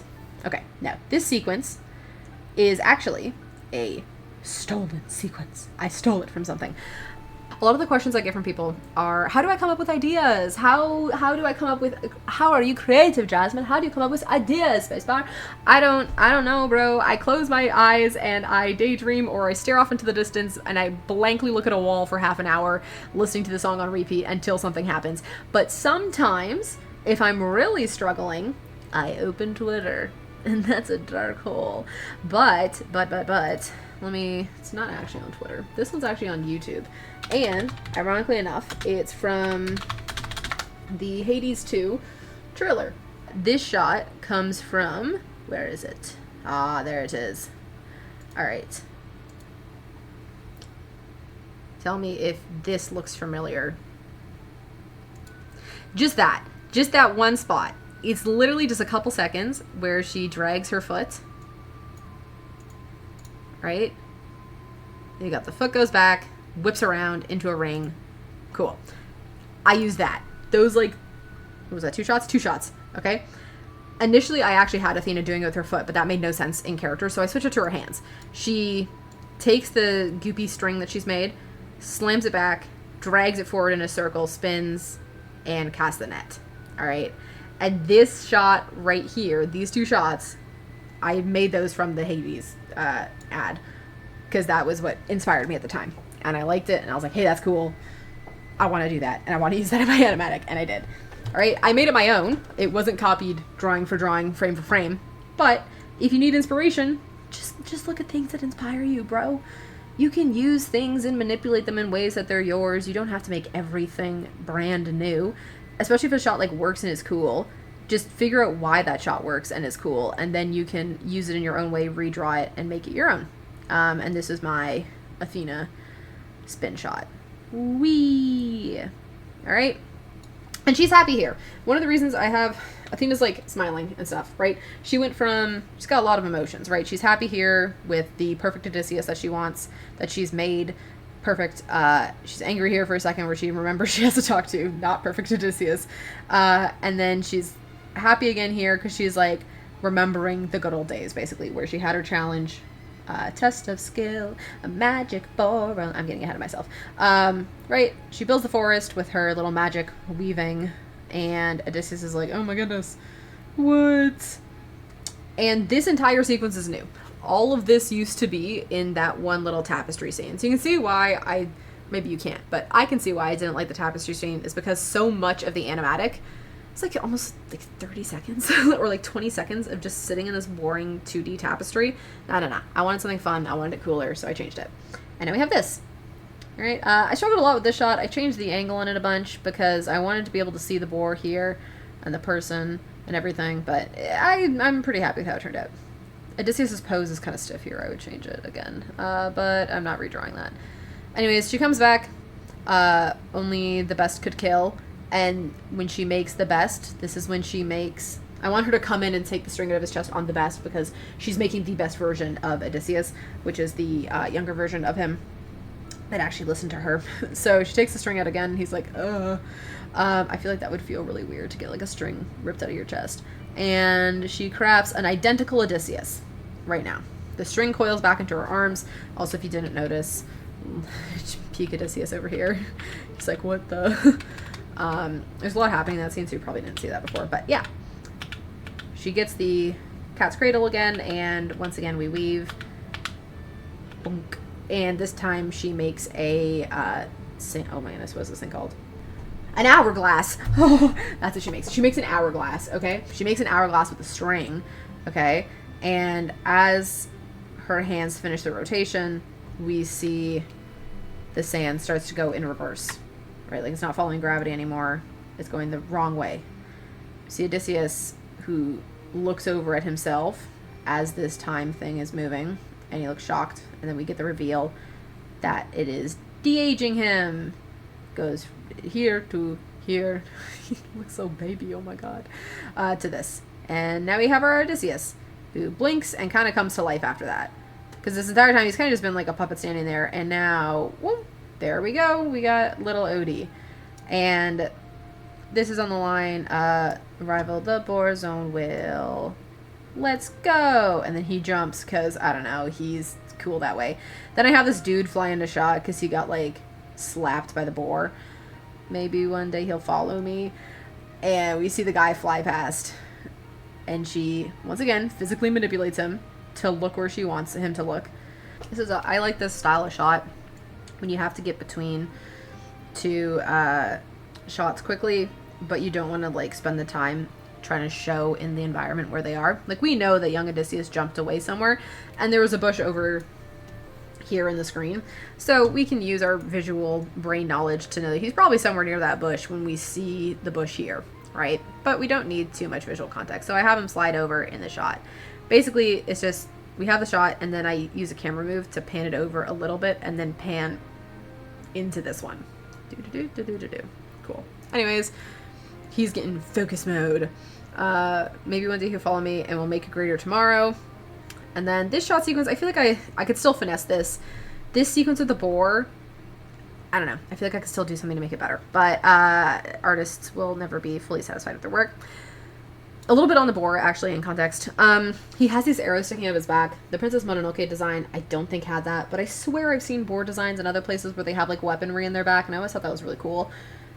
I struggle with this a decent amount because the boar is supposed to be my idea with it, right? That how Odysseus is going to defeat it is that he's going to cut the stomach, and the stomach's like supposed to be the vulnerable part of the boar. And it's vulnerable because it's really hard to get underneath a boar and cut its stomach open, right? So his hide on his back and stuff is impervious, but later on in the animatic I have Athena coming up to the boar when it's dead and like ripping an arrow out of its back and pointing at Odysseus with it, and I freaking love that shot. Okay, I was married to that shot. I didn't want to get rid of it. I really liked it. So I was like, okay, but if he's impervious to like impervious, is that the right word? I'm gonna keep using it. If he's impervious to shots and like he can't get hit on his back, then why would he have like arrows in his back? And then I realized I don't care. This is animation. Anything can happen if I want it to. So he has some aesthetic arrows shoved in his back, but swords cannot hit it. All right, sue me. I don't care. And we see one arrow bounce off, and then this guy winds up his gladiator strike in his little skirt. Wha-bam! Goes to hit, and his sword shatters on the boar's butt. Since the boar turns it around, this is one of those shots I still don't really like, but it's okay. And he's obviously not happy, and just kind of bodies the dude up into the sky. Whee! Dunk. And then this happens really fast, and it's kind of made in a way that you're not really supposed to see it happening, but the boar basically crouches down on this rock right here. He goes like in this motion to gore the guy upwards, and he scratches his stomach on this rock. And that's why he, in the future scenes, has like blood on his stomach that the young Odysseus sees. So he goes down. This is where the scratch happens. And then up. We can already see the blood there. Goes up, and then he comes back down, and the blood's dripping, and we see the guy fly off into the sunset. Which, he's dead now, I guess, but it's okay. Blood drips. I like smash zoom in there. Again, this is a scene I might want to finesse a bit more, but who knows. The reason I say finesse this a bit more is because I don't really like where the blood is on the screen. It's too low in the screen. Like, we're watching right here, this is fine, but then it drips down to like way at the bottom of the screen, and like, I probably move the shot around a bit. I digress. You can always keep fixing and touching things until it's better, but at one point in time you have to just stop and you have to learn when to stop and move on with your life. And I learned to move on with my life with this one because I spent far too much time to keep finessing it. But you can always still self-critique. It's good to know where your mistakes are, so in the future you don't make them again, hopefully. All right, Odie sees the blood, idea moment, and on the line that Athena is saying, I know he'll change the world because he's a warrior of the mind. And he goes to stand up, so I have him starting the action of standing up here. We don't finish the action, but there's enough time in this boar shot that he's definitely stood up in there, and then he launches off of the boar to get its attention and starts running to the water. And then we have, this is the shot, if you recall, this is the shot right here. Wow, isn't that crazy? Yeah, so I added all of that stuff in between those. Cool. And we have the boar chasing after him, and this is a big camera move kerfuffle of stuff. And this entire shot sequence is actually inspired by a rather mid-tier anime movie that I saw called, oh my gosh, what was it? Was it called Bubble? It was called Bubble. Yeah, anyways, do yourself a favor and watch their parkour scenes. They're really sick. The movie itself, visually gorgeous. Plot-wise, makes like 2% of any form of sense. But it was a really solid movie with like solid music and stuff. I say solid. It was a really solidly animated movie. The story, like I said, was there, I think, sometimes. This is also a good shot for me to kind of describe my cleanup process. So, as you can see, the backgrounds are pretty well developed. It took forever because there's a camera rotation, so I had to redraw all those backgrounds. And Odysseus is obviously pretty clean. So there's this shot makes no sense. Where do his arms go? It doesn't matter though, because it's so fast that nobody sees it, so I don't care where his arms go. And he like launches up, whee, and the front rocks are really well done and whatnot. But I don't know if anybody noticed, the boar has looked like this for the whole shot sequence and just kind of stays that way until he flips to this, which is also not exactly the cleanest of drawings. Because it doesn't need to be. Because he's in the background and nobody's looking at the boar. Odysseus is doing flips. Everybody's looking at Odysseus, so the boar can be a little stinker in the background. And he can look like that because everybody's watching Odysseus. So I don't need to waste my time cleaning up the boar when nobody's going to look at him. Alright? Use your time wisely. Time is money. Alright? Anyways, so all the parkour scenes that that's what I was mentioning before with Bubble.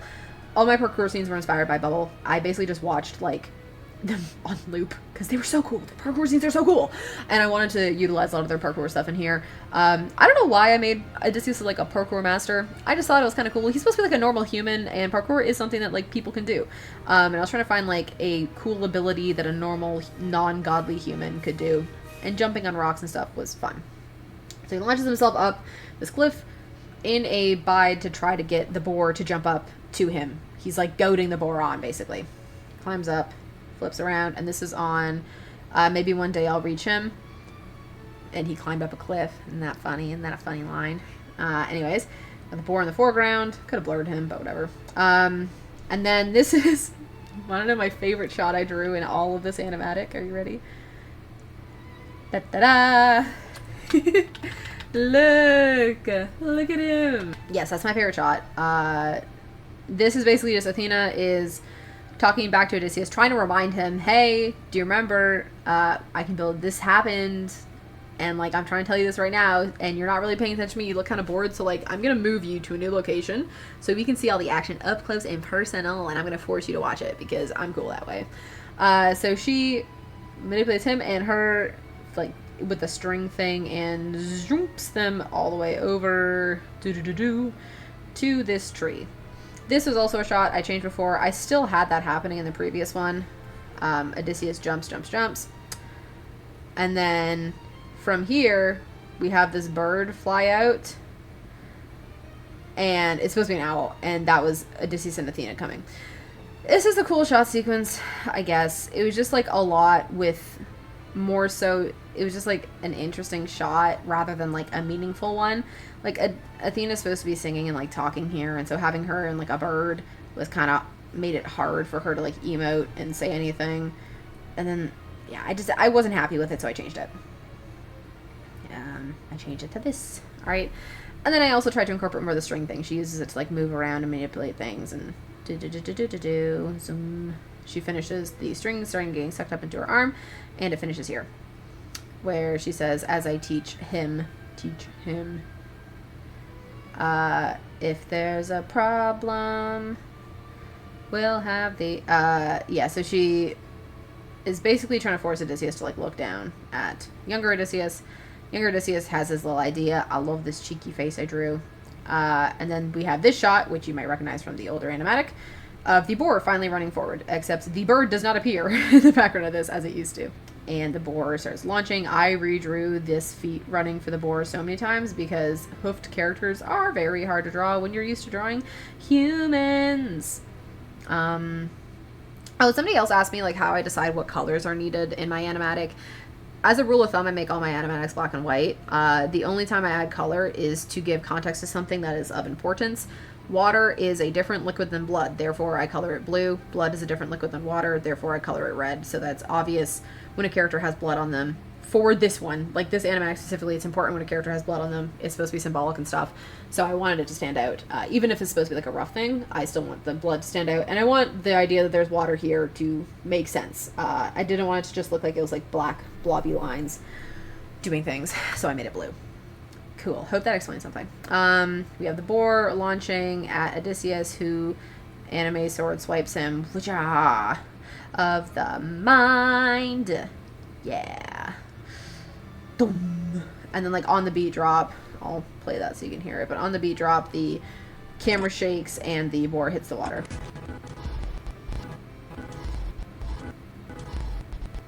Alright. And that camera shake is subtle, but it's enough that you feel the gravity of the boar hitting the ground. I wanted the blood to come out of the boar with like the weird kind of techno music happening in the background. So it spreads through the water. Zoom, zoom, zoom. And Odysseus is at the point, he's kind of in the reminiscing thing. Like, yeah, Athena's kind of gotten a bit of the point across. He's looking at what's happening. He's like, yeah, I remember this. This was kind of fun. When it happened, I was like super proud of myself. And she's like, yes, I got him. Yay. And like, so she's happy here because she's finally starting to get through to him. Except Odysseus is now looking at a dead boar and remembering that he has to do some stuff that'll put some blood on his hands, more than there already is. And that's a hard thought for him right now. Yes, he hallucinates the blood. It's not really there. And that comes in and out on the heartbeat sound effect on it. And Athena tries to comfort him. I don't really think she's the best at it, but she tries. So she puts a hand on his fist and then backs away. It was kind of funny the first time I had this scene in Roughs. She backed away, but then she kept backing away until she was standing like all the way over here looking, and that was just like really funny because she just basically ran away from him and then like slid herself across the screen. So yeah, I changed that so it didn't look like she was running away because he had the cooties. She just like slides to there and it's fine. And Odysseus is kind of trying to suss out Athena. It's like, well, why are you being nice to me now? Okay, a little strange, but okay. Also, side note, when Athena is being nicer to Odysseus, she's shorter as well.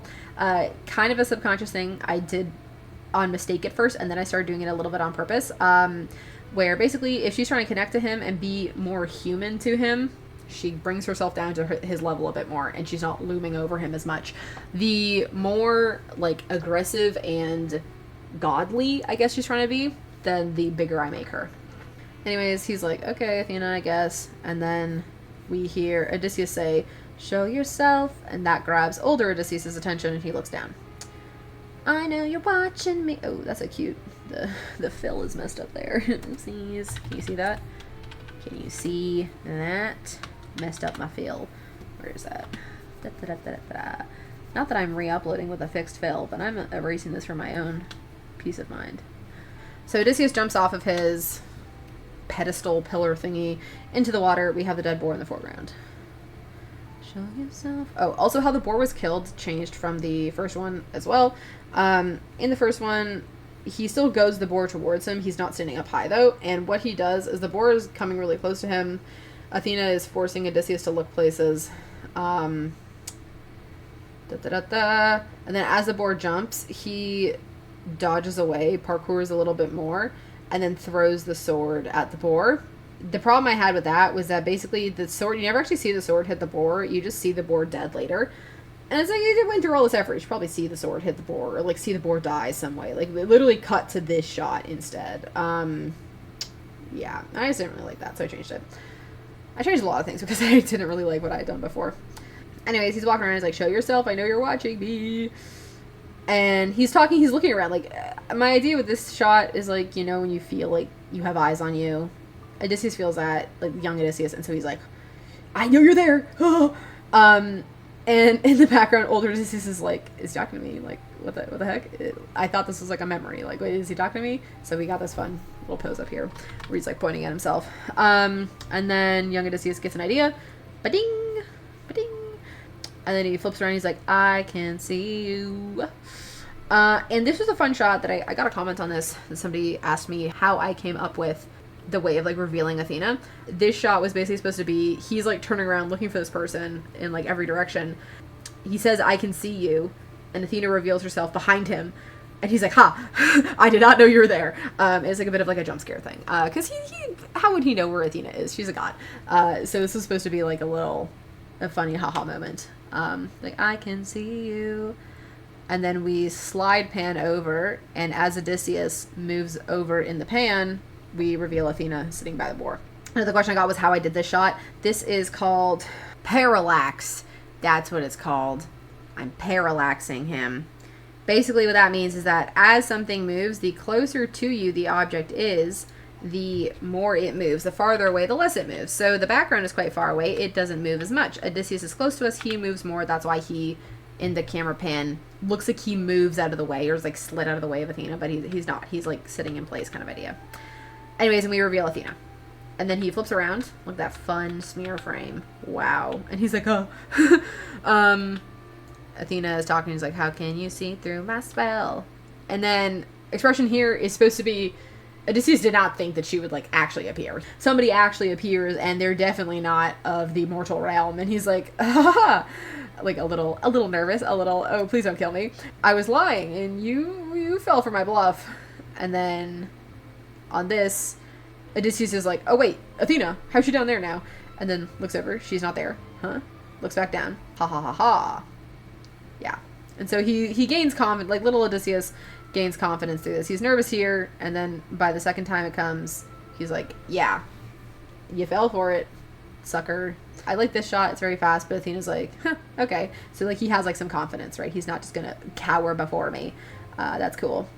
Then on the beat, she comes in. This is the shot that I meant when she grabs an arrow, and I wanted to keep this bloody shot so badly. I liked it. This is also like shot for shot from my original Animatic. I just cleaned up some stuff here.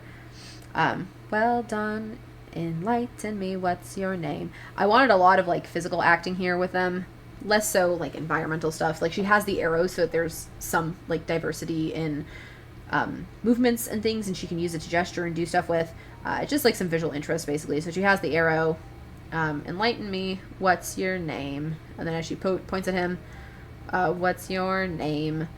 He's like, hey, get that out of my face. get that thing out of here. Maybe, oh, you first, and maybe I'll do the same. You first, and maybe. maybe. Like in my brain I would just like sing the word maybe and think like what hand gesture would I do when saying maybe I'll do this. Like I probably hands on hips. He's a little petulant child a little bit, you know.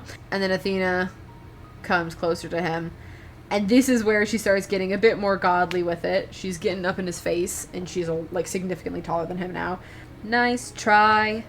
I like this fun like boom, like looming shot that she does, where you don't get to see her face, you don't really know who she is yet. She's just like ominous. Nice try, but two can play this game. And this was a shot that a lot of people commented that they liked, so I'm glad that you liked it. I thought it might have been a little bit too lighthearted for the context of this, but it is like at the end of the day, this like musical in general does have like some funny notes to it, so I didn't want to like completely ignore those. I actually had two of these kinds of shots with like Odysseus kind of quoting what Athena was saying, but it was definitely too many, so I put it down to just the one. And this is basically him just like lip sync. He's not mocking Athena, he's kind of memory reminiscing and like proving that he remembers what happened here. Because I was trying to get across the fact that one of the reasons Athena's arguments are working with him is because he remembers what she told him before. So, nice try, but two can play this game. Game. I do this a lot when I'm animating. I just go, da, until I like what I've done. Again, we got the hand gestures moving and stuff to kind of get the point across. This is another shot I really like. This is one of the ones that lived from the thumbnail straight to the end. This was a shot I saw in my head, and I knew what I wanted from the start, and I'm sure so many people know this shot now. It's doing weirdly well on TikTok, but we basically have Odysseus go, nah, don't be modest, I know you're a goddess, so let's be honest, you are Athena. It's a good song. On every kind of argument he makes, I have Athena lose dominance on the screen. And what I mean by that is that Athena is a tall, big character. She is a god, she is powerful, she takes up more than half of the screen most of the time. Not all of the time, but because of her size alone, she's just going to end up taking up most of the screen because of that, right? So in here, when she looms over Odysseus, right, it's nice try. Like, she is taking up all of this. She's, first of all, in his space, and she's also taking up all of this part of the screen. Like, this is all Athena's space. Odysseus has this one little corner over here, right? So she has shot dominance. Odysseus has his little moment here, and now she is way over here, once again, huge and in his face, and he has this tiny little corner. Something else to note is that it's the same corners that they had before. Despite the fact that we're looking at Odysseus' back here and Athena's front here, looking at Odysseus' front and Athena's back, he's still on the right side of the screen. This is important. I will probably go into detail about this later, but I get a lot of questions about how to do like smooth shots and like smooth cuts. Most of the time, if you do a cut and it feels weird, you don't know why, it's because you broke the 180-degree rule. If you don't know what the 180-degree rule is, I'll write it, 180. Google it, do some research. I'll try to describe it the best of my abilities, probably in the Q&A section, but please just look it up. It'll help you so much. It's confusing and it's a little brain messy at first, the first couple times you try to do it, but genuinely it will help a lot. Point being, we have Odysseus in a tiny corner. Athena's taking up most of the shot. As Odysseus grows or gains confidence in this scene, he takes up more and more of the shot. So, it's like, nah, don't be modest. I know you're a goddess. She gets pushed back again. So let's be honest. Now she's over here and he's taking up the majority of the screen. Right? So we go, nah, don't be modest. I know you're a goddess. So let's be honest. You are Athena.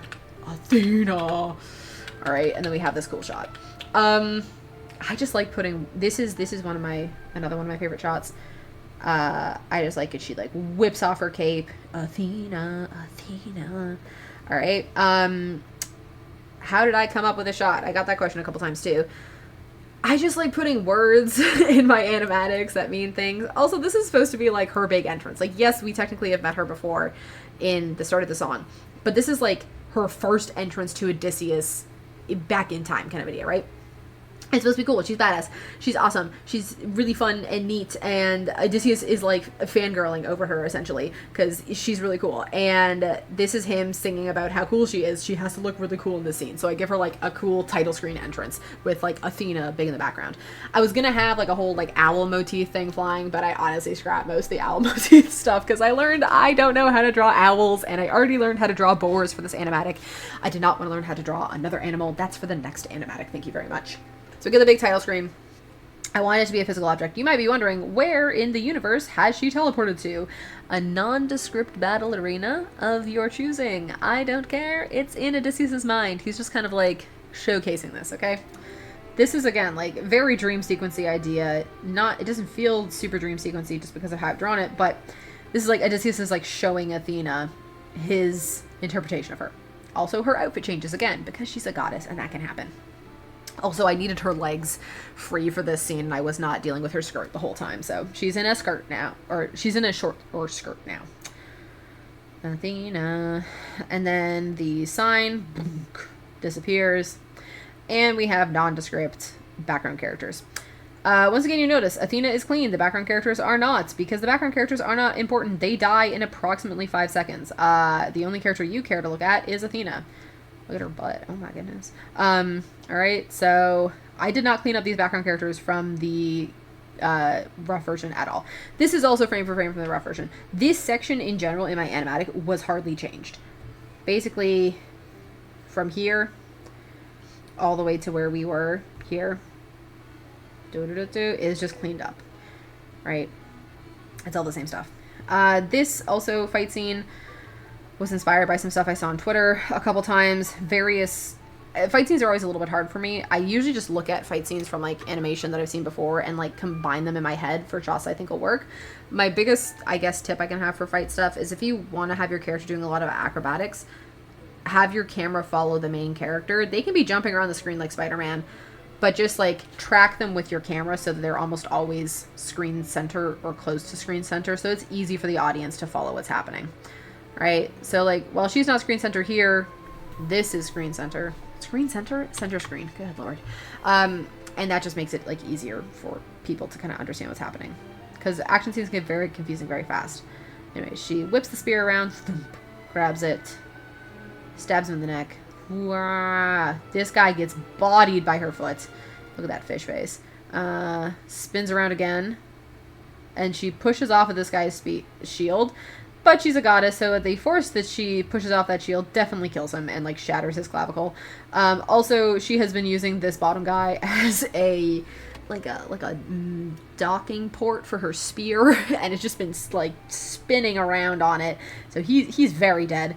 Unmatched Whittian, queen of, and she spins around, which this kind of, I always think this is fun to see. You can see all my different, like, in-betweens. We have a lot of double-drawn spears and legs and whatnot and schmear frames. Like this. That's a schmear. Her spear is not that wide. It's just one of the ways that you can kind of help to cheat some animation to make things, with less drawings, still cover the distance you need them to cover. And then she, thunk, drops that guy. And then we have a cut straight to Odysseus in the same pose, because he had just been telling Athena about all this. I like to think that while this is happening, he's like acting out really badly what's happening in the forest, and Athena's just like watching him and being like, okay, sure. The best strategies we've seen, and then on if you're looking for a mentor, so he goes to catch the sword, right? Like, best strategies we've seen if you're looking for a mentor. And then on mentor, she lifts the sword up a little bit, you know, correcting his stance because she's his mentor now. Wow. Also, peek the stupid plumage getting cut off again because she's so bloody tall. But peek again, she's a bit shorter here because she's being nice to him and she's trying to be more connection with him and whatnot. Usually, just so you know, like context, Odysseus' height is Athena's shoulders. Like, that's the average height I draw them at. But some scenes, when she's trying to be nicer and more camaraderie with Odysseus, I draw her shorter. So if you're looking for a mentor, I'll make sure your time's well spent. Odysseus is like, oh my god, she's actually gonna help me, oh my goodness, what? Anyways, I like that face, it's a funny face. And she, like, beckons him forward. Well spent. And then he's like, oh yeah, let's go. He catches on real quick that she's, like, gonna help him. And does he just kind of slide his sword in almost off screen? Maybe. I think I'm gonna sneeze. And then he runs up to catch up with her. Do do do do do. Then does the whole goddess and man. Sounds like a plan. Bestest of friends. We'll see where it ends. Okay. I said that in the wrong order. Goddess and man, bestest of friends. Goddess and man, bestest of friends. And he's giving me like Steven Universe vibes here. I don't know. He's giving me like Steven vibes. Steven Universe. He's like, yes, we're friends now. Yes, yes, yes. Athena, also, my like headcanon for her is that she is not like against touching other people physically, like physically manipulating them, but she's against other people touching her.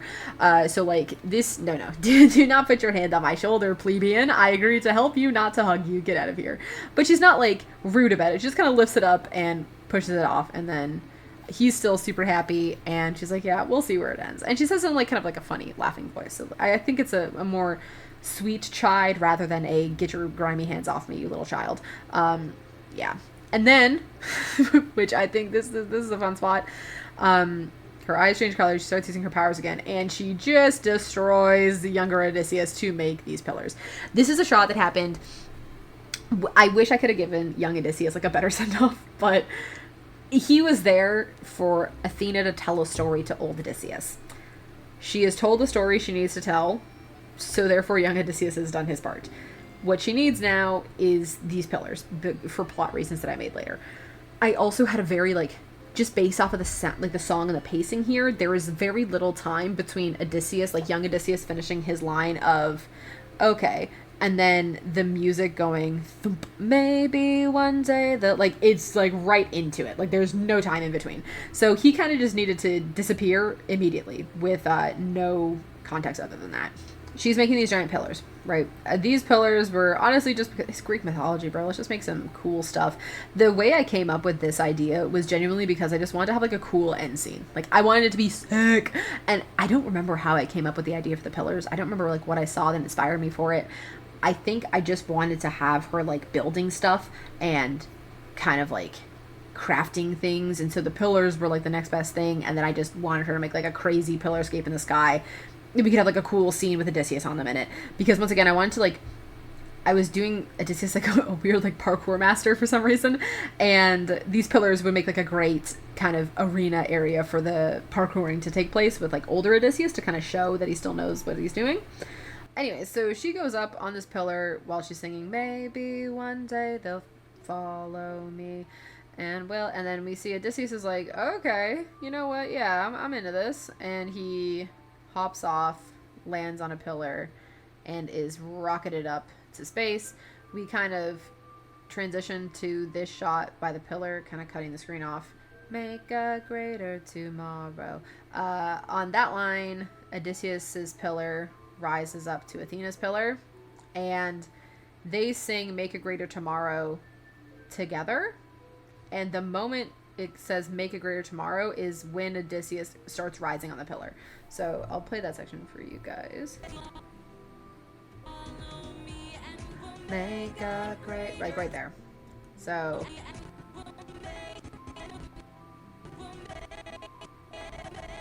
see, okay, I don't think I need to scrub through it that many times for you to understand. But basically he lands on the pillar when they start singing together. Make a greater tomorrow. And then he starts singing, she turns, and she's like, ayo, let's go. You're here. My point was made, baby. And her eyes are blue because she's using her powers. And then Odysseus is looking at her, looks up, and this giant hand grabs him. What? Because she's a goddess, and she can do whatever the heck she wants, and this is her weird dreamscape thing, so she's massive and huge. Once again, still physically manipulating Odysseus. Da-da-da. He lands, and she's like, ayo, do you see that pillar over there? You're gonna get that pillar. So she gestures at it. He looks over, and he's like, okay. And I've only seen one person comment this on my video so far, but that pillar in the distance, this one, is this one over here? That's the king piece. He's got to kill the king. The idea with that was that he just killed the king of Troy, I think. I don't exactly remember the whole deal with that, but he killed the king of Troy, and now he has to kill the son of the king, which would be like the future king, the prince. So the idea was he's got to kill the king, okay? Da-da-da. And it's supposed to be symbolic of like, once he kills that thing, yeah, he can kill the baby. That's like the idea. Anyways, and he's like, okay, sure, warrior of the mind. Thump. He gets hit by a flying pillar because Athena's not helping him that much. She wants Odysseus to prove himself to her again that he is still a warrior of the mind and he's not just gonna like ignore her teachings. So he's flying away in the pillar and looks over at Athena and she's like, yeah, what about it? I like this expression on her face here, it's funny. Maybe one day we'll reach them. And then this is just a really fun sequence, which honestly didn't change that much from the first version, of Odysseus pillar parkouring on these moving pillars, which, yes, this shot sequence was as hard to animate as you think it was. It took me forever because this alone is very complicated. He's running on these pillars and then we have like a camera move as he's ducking them, and somehow we go from here to here and he ducks one and jumps another, and then he launches out. Oh, my thing was lagging, sorry.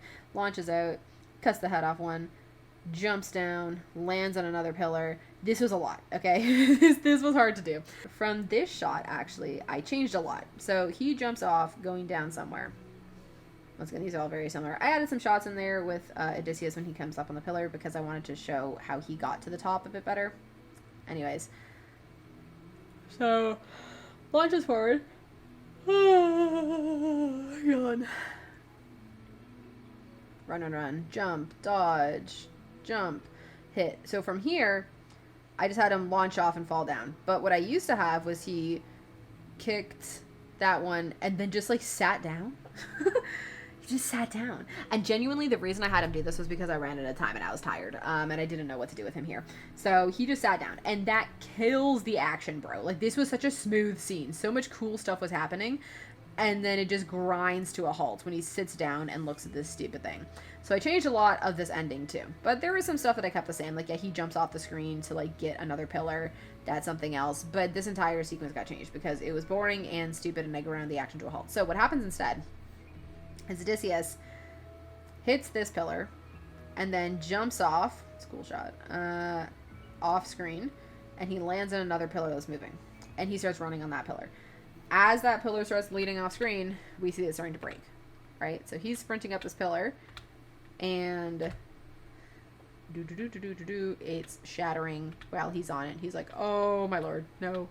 In a desperate parkour attempt, which definitely would work in real life, I swear to God, he starts launching himself up the falling pillar pieces while still singing, which is quite impressive. But the piece he's holding on to cracks off, and he starts falling.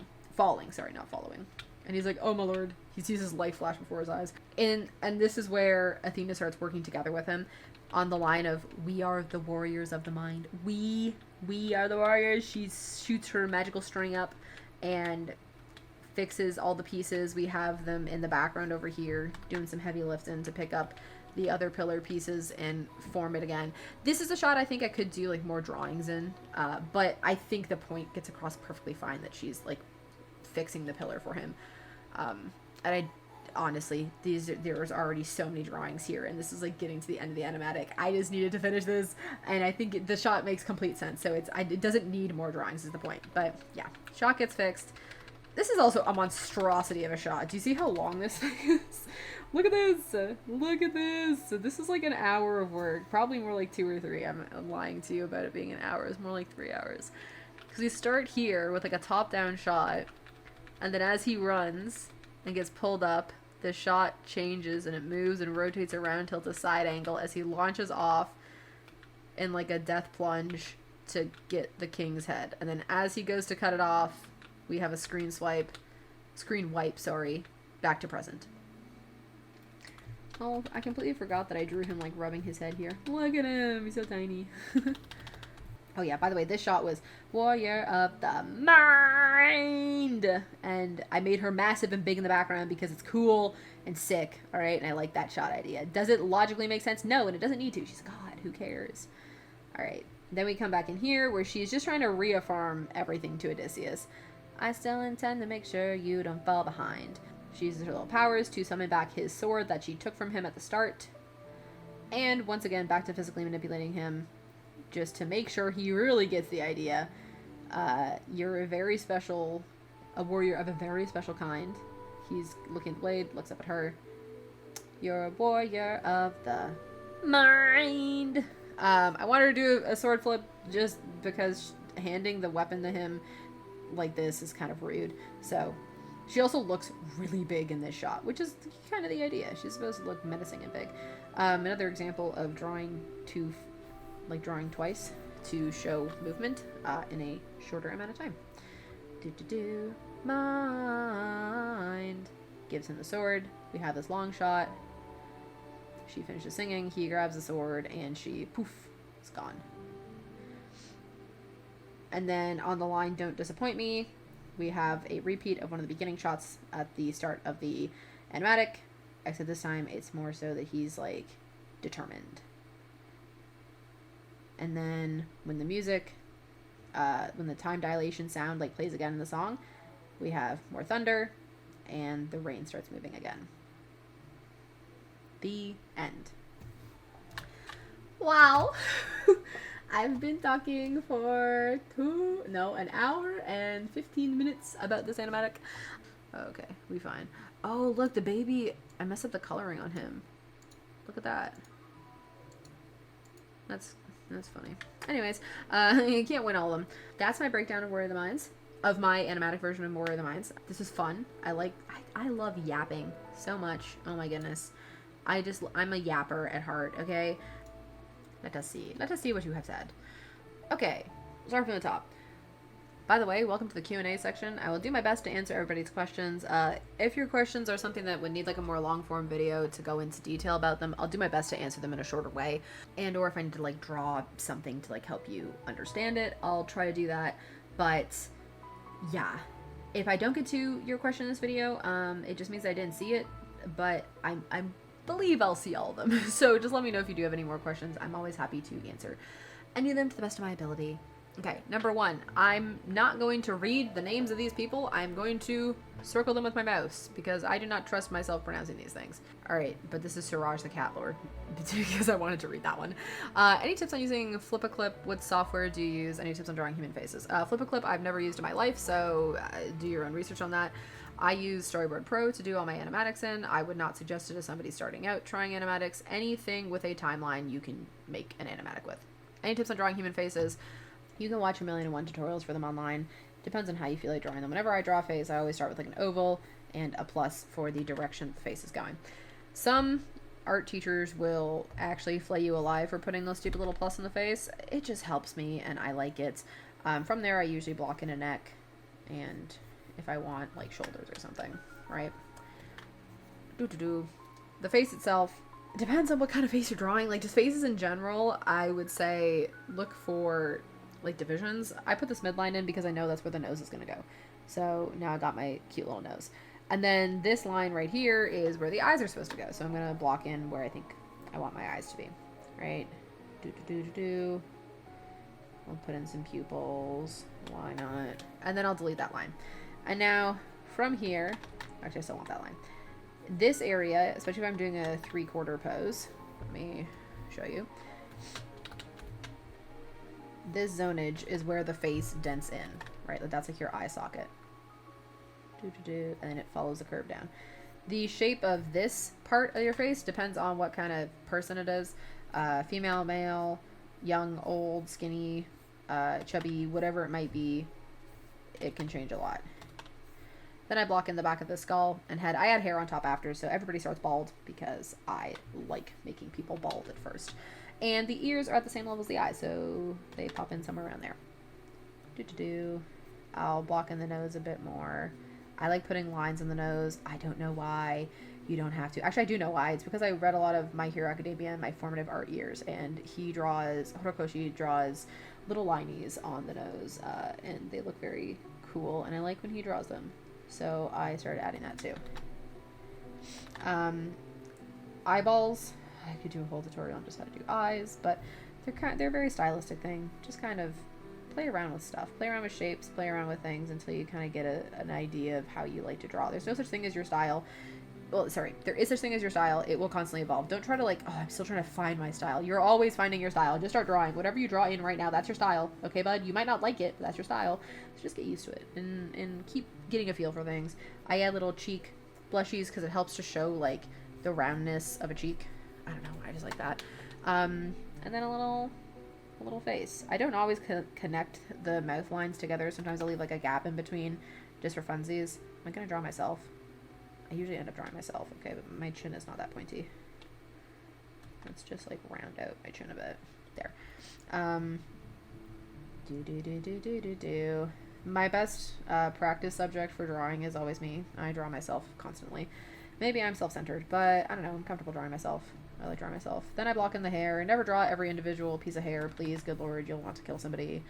And for a joke, monetization, this is a joke. You're not going to actually kill anybody. And then block in the hair in chunks. Don't like... Yeah, see what I'm doing? Kind of just like putting it in. I made this side too long. Or sorry, too short. In the back of the hair too. And I give every character a bean sprout because I love bean sprouts. And there. Now we got a face. I don't actually know if I described anything of value in that entire thing. I was trying to break down how I draw a face, but I kind of just start with the circle, add a plus, call it a day after that. Yay. Okay. Next question. How to make a character have consistent design in every frame. Also, I love your animation. Thank you, Dinny45. I like how I said I'm not going to read these names. I immediately started reading these names. How to make a character have a consistent design in every frame. 1, don't make the designs hard. 2, draw the character a lot. A lot of these questions that people have for me genuinely boil down to practice. The only way to get better at art is by drawing something a lot. Like, I have been consistently drawing every single day since grade 9, and I was drawing a lot before that. Actually, no, every single day since grade 10. I'm 23 now, so that's a lot of drawing you do, and I don't just draw like one little thing a day. I draw a lot. I've filled sketchbooks end to end many times, and not just one little drawing on each page, like the page is filled.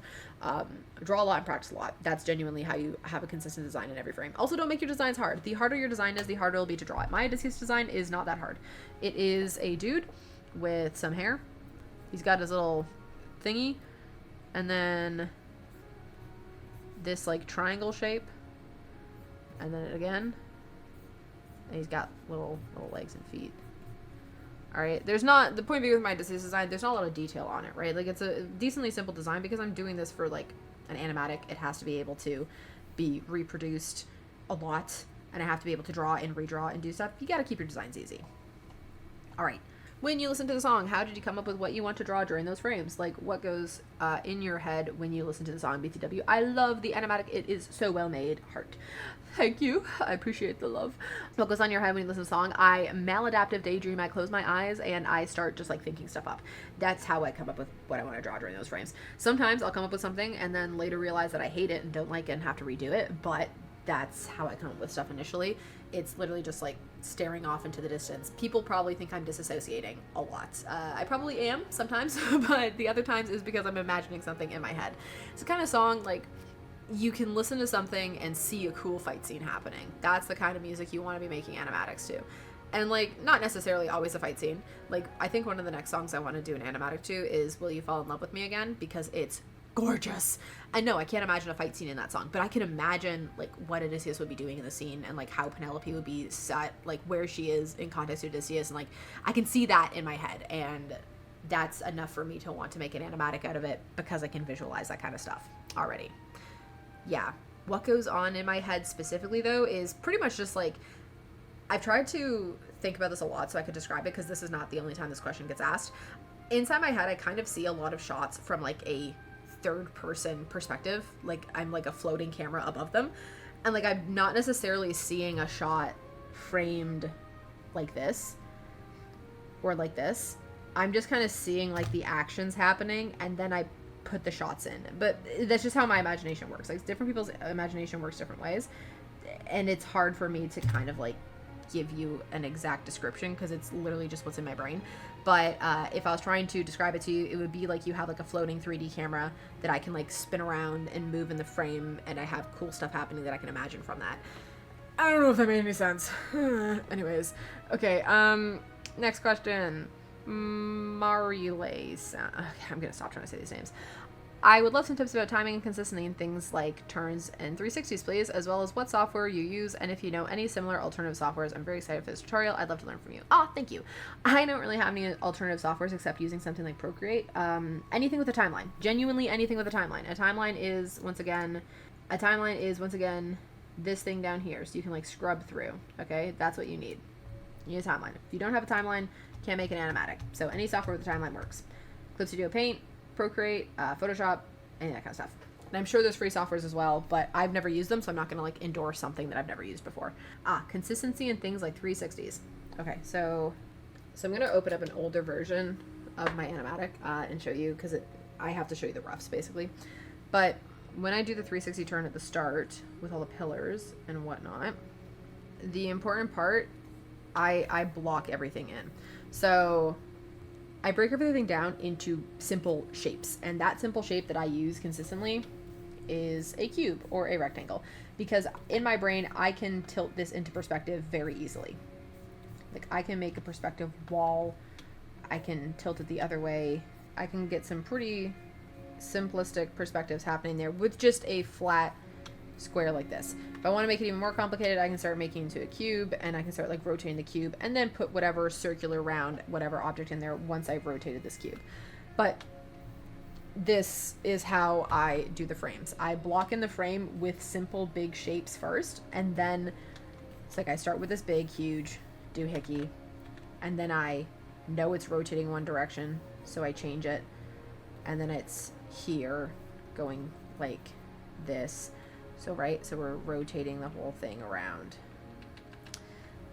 It's a little hard to tell you exactly, but it boils down to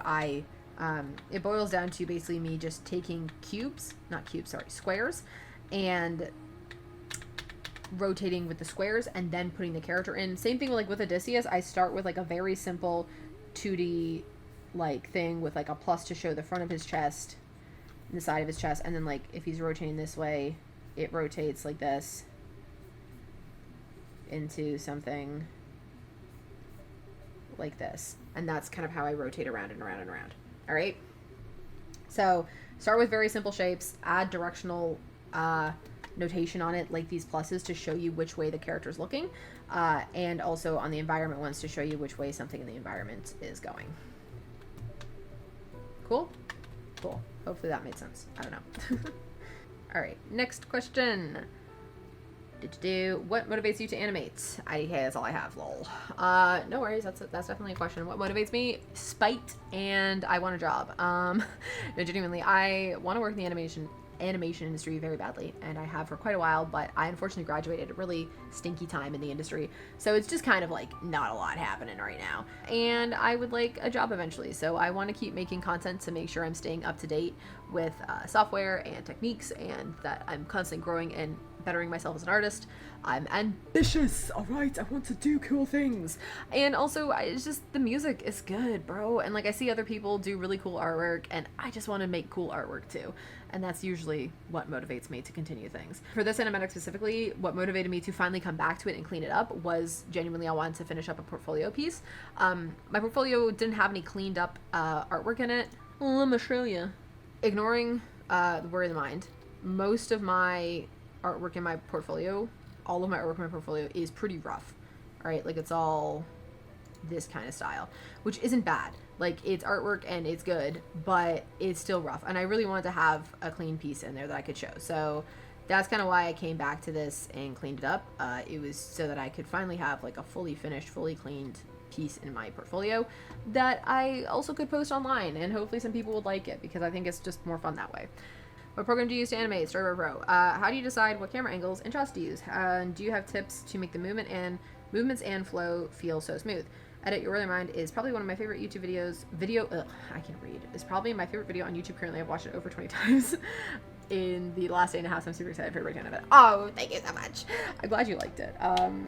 I put a lot of time and effort into it. So the fact that y'all appreciate the amount of time and effort I put into it, that's great. That's amazing. All right. Part 1 first. How do I decide what shots to use? Depending on the reason a scene is happening and what is happening in the scene, that's how I decide my shots. For example, here, he just got jump scared by Athena.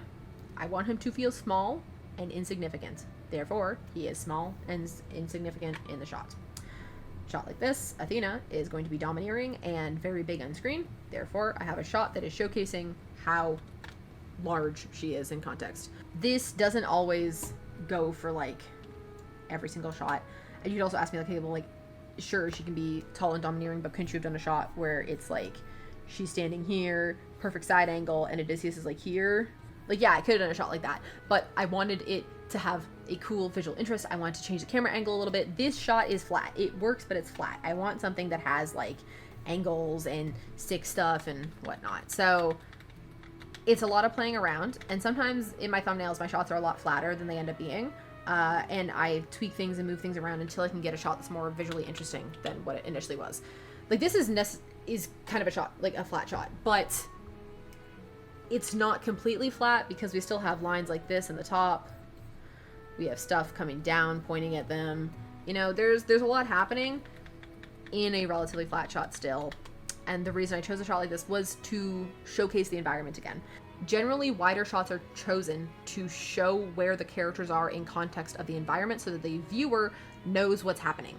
Because if I had all of my shots up here like this, and we're like super high up on the character, and I cut like from here to here, all around and stuff, and we never see the character's feet, I don't know where Athena is. I don't know where I don't even know if she's standing, okay? So like, we need to see a wide shot like this every once in a while so that shots like this work.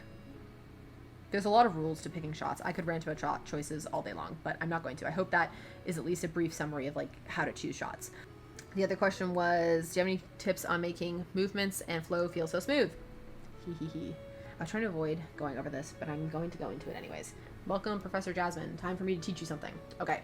The 180-degree rule is a very important part in animation.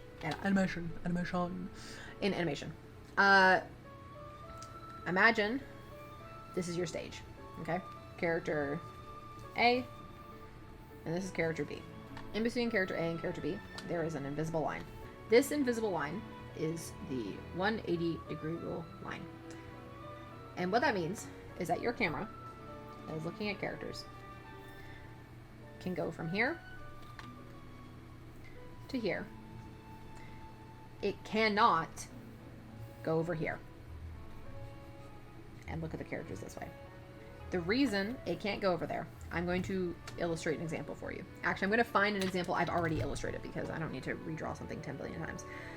So I went into this in detail. Maybe I'll post this if you guys want to see it. Except I have notes that go off the screen. Oh my goodness, why am I like this? Okay. Basically I just went through like rules of storyboarding. I'm not going to go into all this in detail. I'm going to skip ahead to the 180-degree rule. Okay, so it's very important. Whenever you're planning shots, it's important to never cross the 180-degree line. I'm going to put air quotations around the never. It is important to almost never cross the 180-degree line. It happens sometimes on purpose, and you can do it well. I'm going to find you an example of it happening on purpose because I swear I just saw one in Arcane, and it works for the scene. I don't know how to spell mannequin. Is it this scene? Yes. Okay. First of all, amazing scene. Second of all, okay, so I'm going to mute it, and I'm going to talk over it while this happens. Arcane, beautiful show.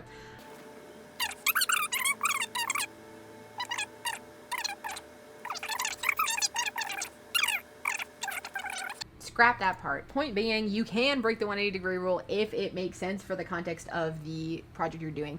Generally speaking, the 180-degree rule will be broken if they want to disorient you as an audience, because it's disorienting to break the 180-degree rule.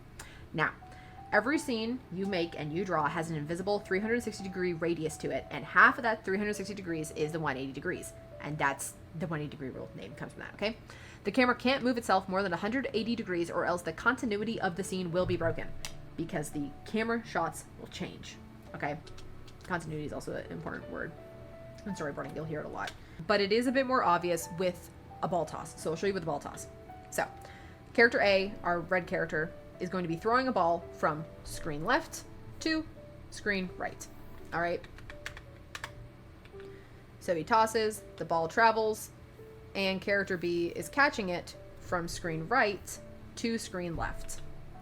That feels weird because it looks like the ball exited screen this way just to come out the opposite direction.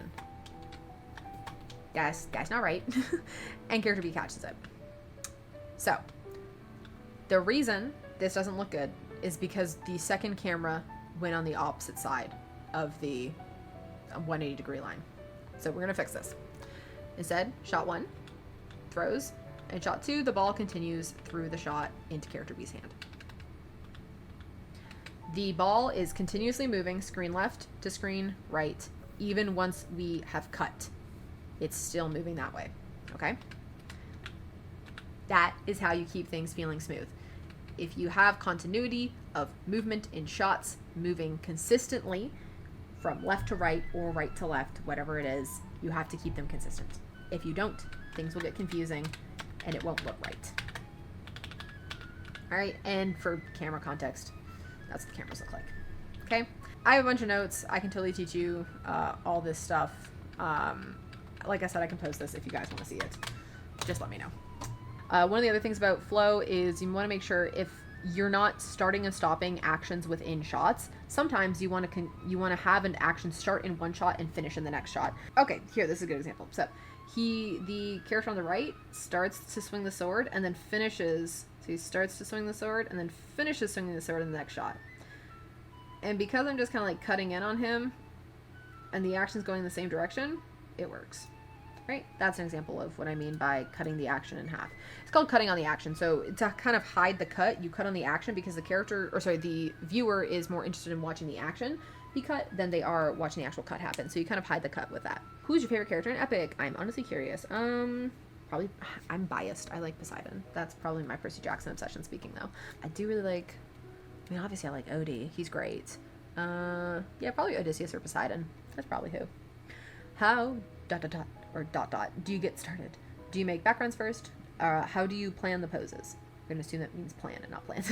I get started. I went through the process at the beginning of this video, like in my tutorial ideas, but to kind of reiterate fast, pick song that I like, find script, breakdown script, thumbnail, do designs, re-thumbnail, redo, rough pass, redo some of the rough pass, re-thumbnail, re-rough, finally clean. Cool. Any recommendations on how or where to start animating, preferably video format if you have recommendations? I'm assuming you mean like tutorials I've followed. There is a really good animation tutorial if you want to just get started with like the principles of animation. Genuinely, just Google this one right here. 12 principles of animation. Okay? Google principles and this, I'll try to link it below. It'll go through everything you need super easily. It breaks down all the principles of animation, which if you don't know what they are, learn them from this video. It does a better job explaining them than I ever could. And they have like animation examples to show you the difference between the two. It's a very well done video. What keeps me motivated? I think I went through this before, but spite and the lust for a job. What's your favorite type of art or media to work with? Digital animation, traditional drawing, and what's your favorite subjects to make art of? Also, I'd love to see the cheeks. Yeah, we love to see Odie's cheeks.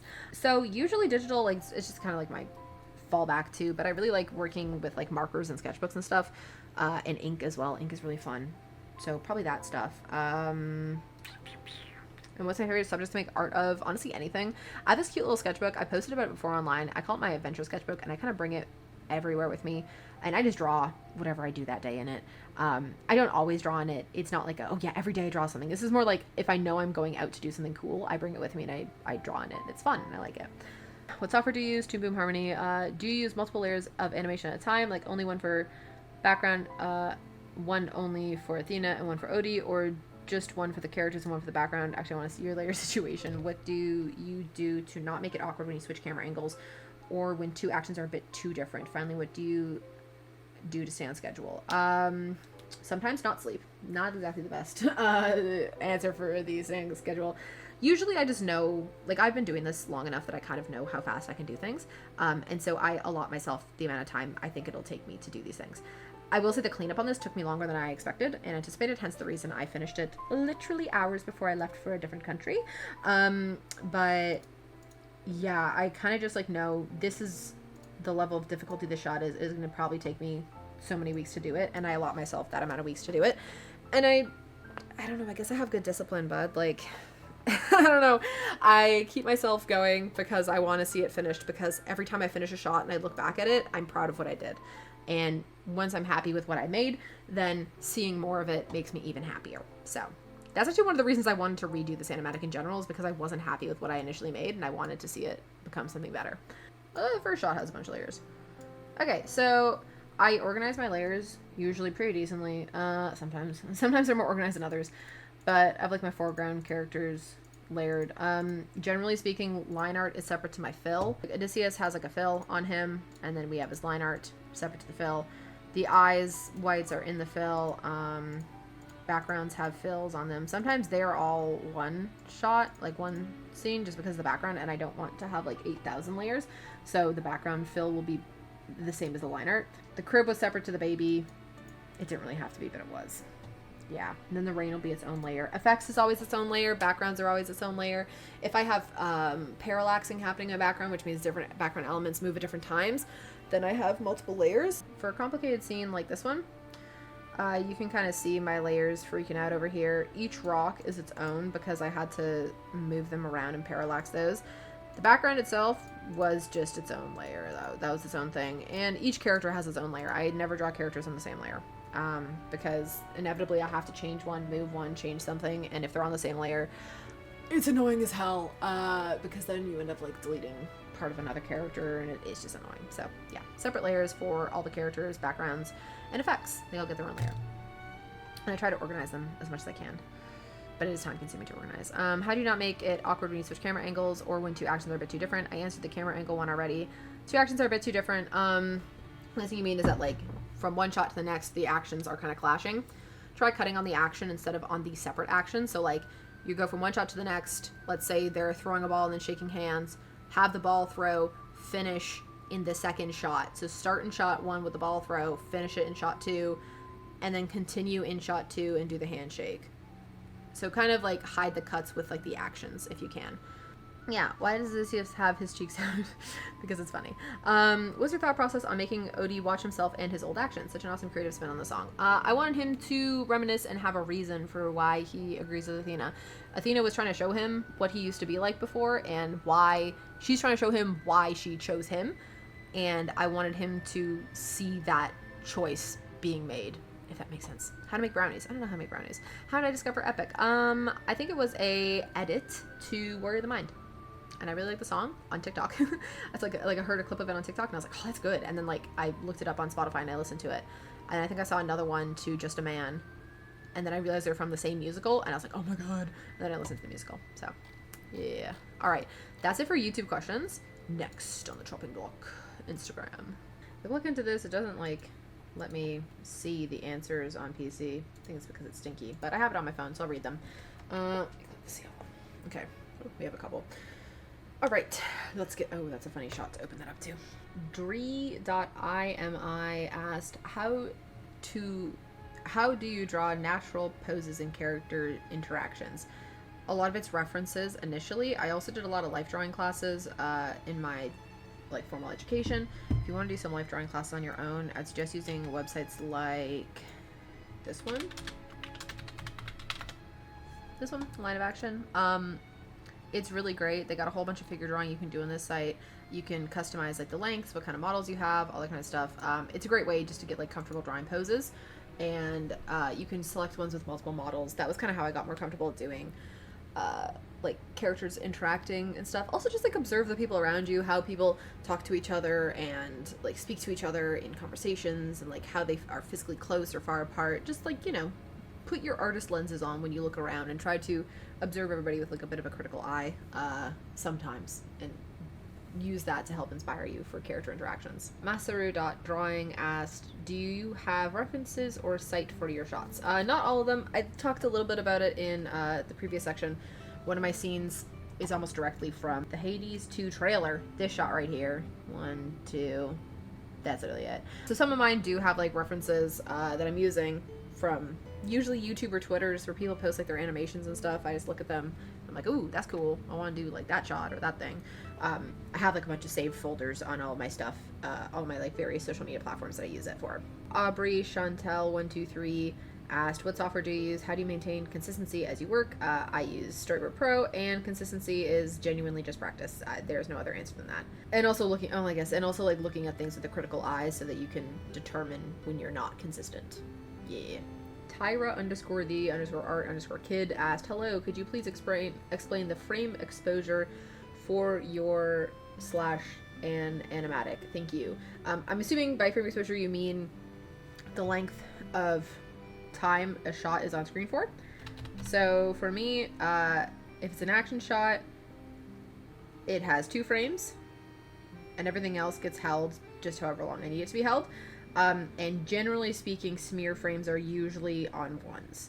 My shot, because this is an animatic, the length of time a shot is on screen for changes a lot. It's not like, oh, I'm only animating on 2s, which means like every 2 frames I have a new one. By the way, this is at 24 frames a second. These 2 are on 2s. You can see my playhead jumps 1, 2, 1, 2. And it's on. Most of I actually don't think I have really anything on 1s. I only use like a single frame for like impact shots, really. I don't necessarily think I have any in this animatic. So most of my stuff is going to be on 2s. 2s, 3s, 4s, like I said, depends on the shot. Brooke_Jade28 asks 2 questions. 1, how do you stay motivated and how many frames per sec do you use? Have a great night/day. I just answered that. Yay. So it's 24 frames per second. And I answered the motivation one previously as well, but basically spite and I want a job. Another question, how do you come up with your designs? Inspiration. Generally, I look at what the context of the actual thing is. I'll usually like do research on like what the project is about and look at that. This is Greek mythology based, so like I looked at various Greek mythology things.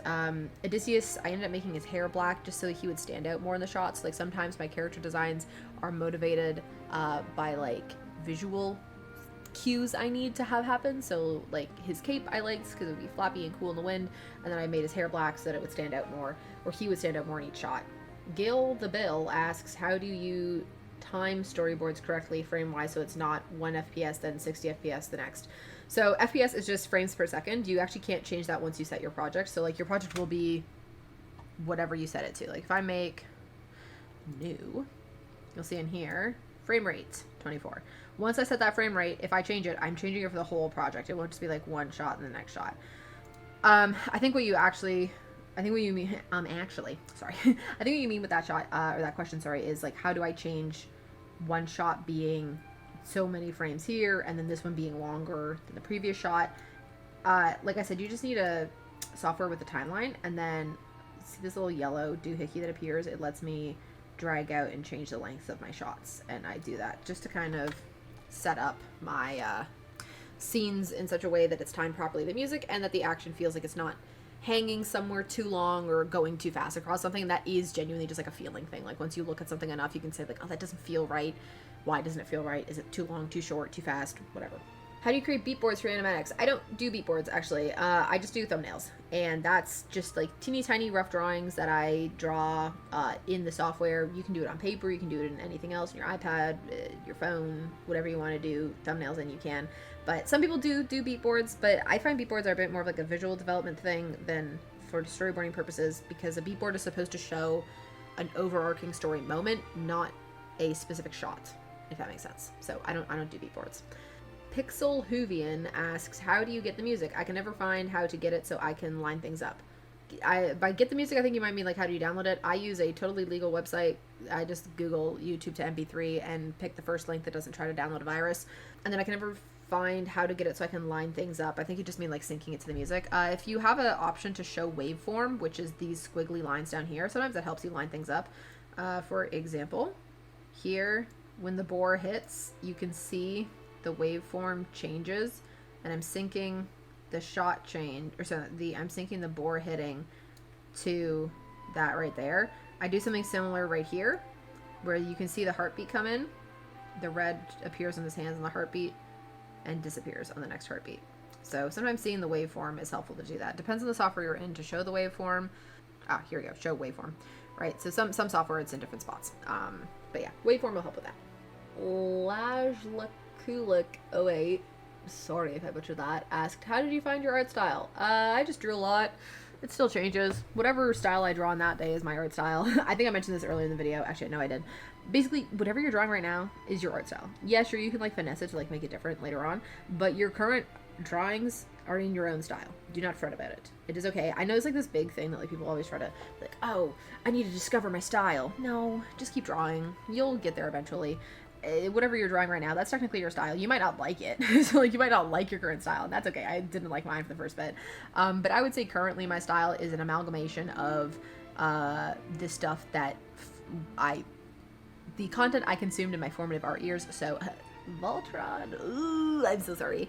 And like a lot of anime and stuff. And I kind of mushed that into what I am now. So love that. Claudule XO asked 2 more questions. Any techniques you can share when using Storyboard Pro? Key everything to your keyboard.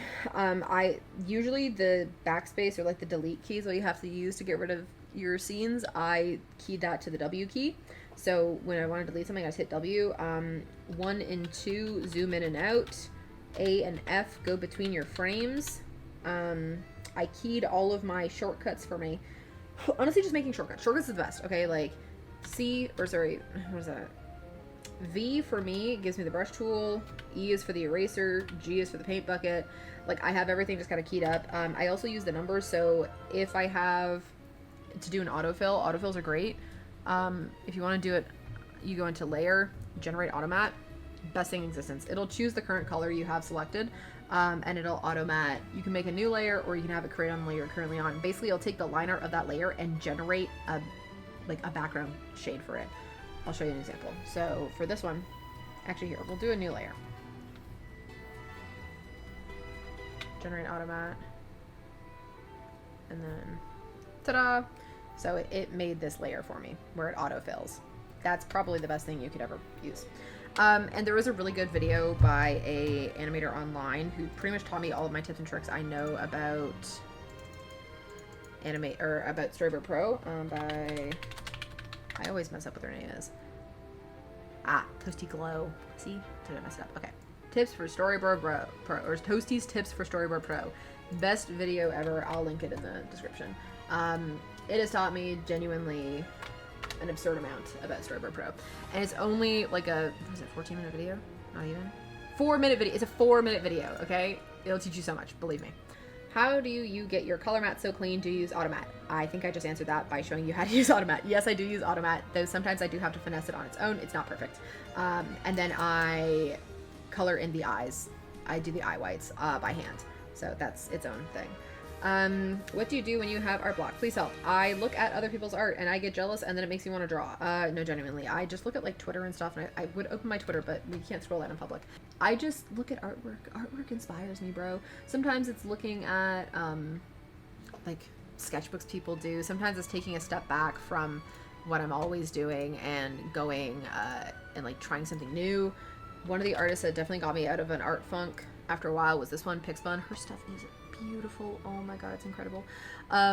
She does, and this is actually what inspired me to do my little adventure sketchbook. She has these amazing sketchbook spreads that she does, and this inspired me so much.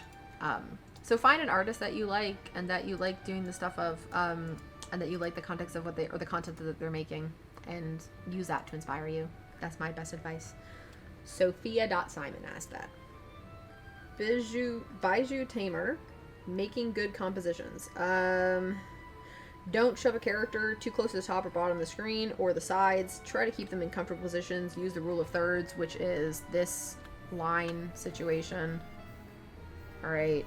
Visual points of interest are here, here, here, and here. Cool. I'm speedrunning these a little bit because this video is going to be 2 hours long. Blackcat.cos asked, what app do you use to make the Animatics Storyboard Pro? Cool. All right. We finished Instagram. Last one, TikTok. What gave you the idea of Athena using the thread to de-age Odie and stuff? That's so creative. Thank you. This is a question on TikTok by Vamp Vinyls. What did give me the inspiration for that? Oh, I was trying to find a way. I had like the cat's cradle idea already, but I wanted her to use something of Odysseus to make a cat's cradle and like actually weave it. And so I kind of had her like pull a weird string out of his chest. It was a bit of like a reach. I was like, it's a magic. She's a god. She can do whatever she wants. But basically I just needed, I mentioned before how I was struggling a lot to show the characters, or sorry, to show the audience that Odysseus and younger Odysseus are the same person. And so I needed like a way to kind of bring that into the story. And I used the weaving thing to make the hourglass because I thought that'd be like a cool, she could like weave that shape. And that was what inspired me to add the weaving to the rest of it, was because I liked the hourglass shape and I can totally show that on screen, so I'm not just like yapping at nothing. Yeah, I wanted this. I liked this shot. I had this shot in my head, and then like the rest of it, like all this stuff got added because of this shot right here. How do you move an image? Like you draw and image, and you move it left or right as the characters move, Nora. Sometimes I just use like the tweening tool. Sorry, not the tweening tool. Like I just do it by hand. Just like I'll just like select what I need, and then move it over a little bit in one frame, and then like from one frame to the next, it'll move like that. I'm not sure if that's what you meant by that question, but I'm gonna assume that's what you did. Okay.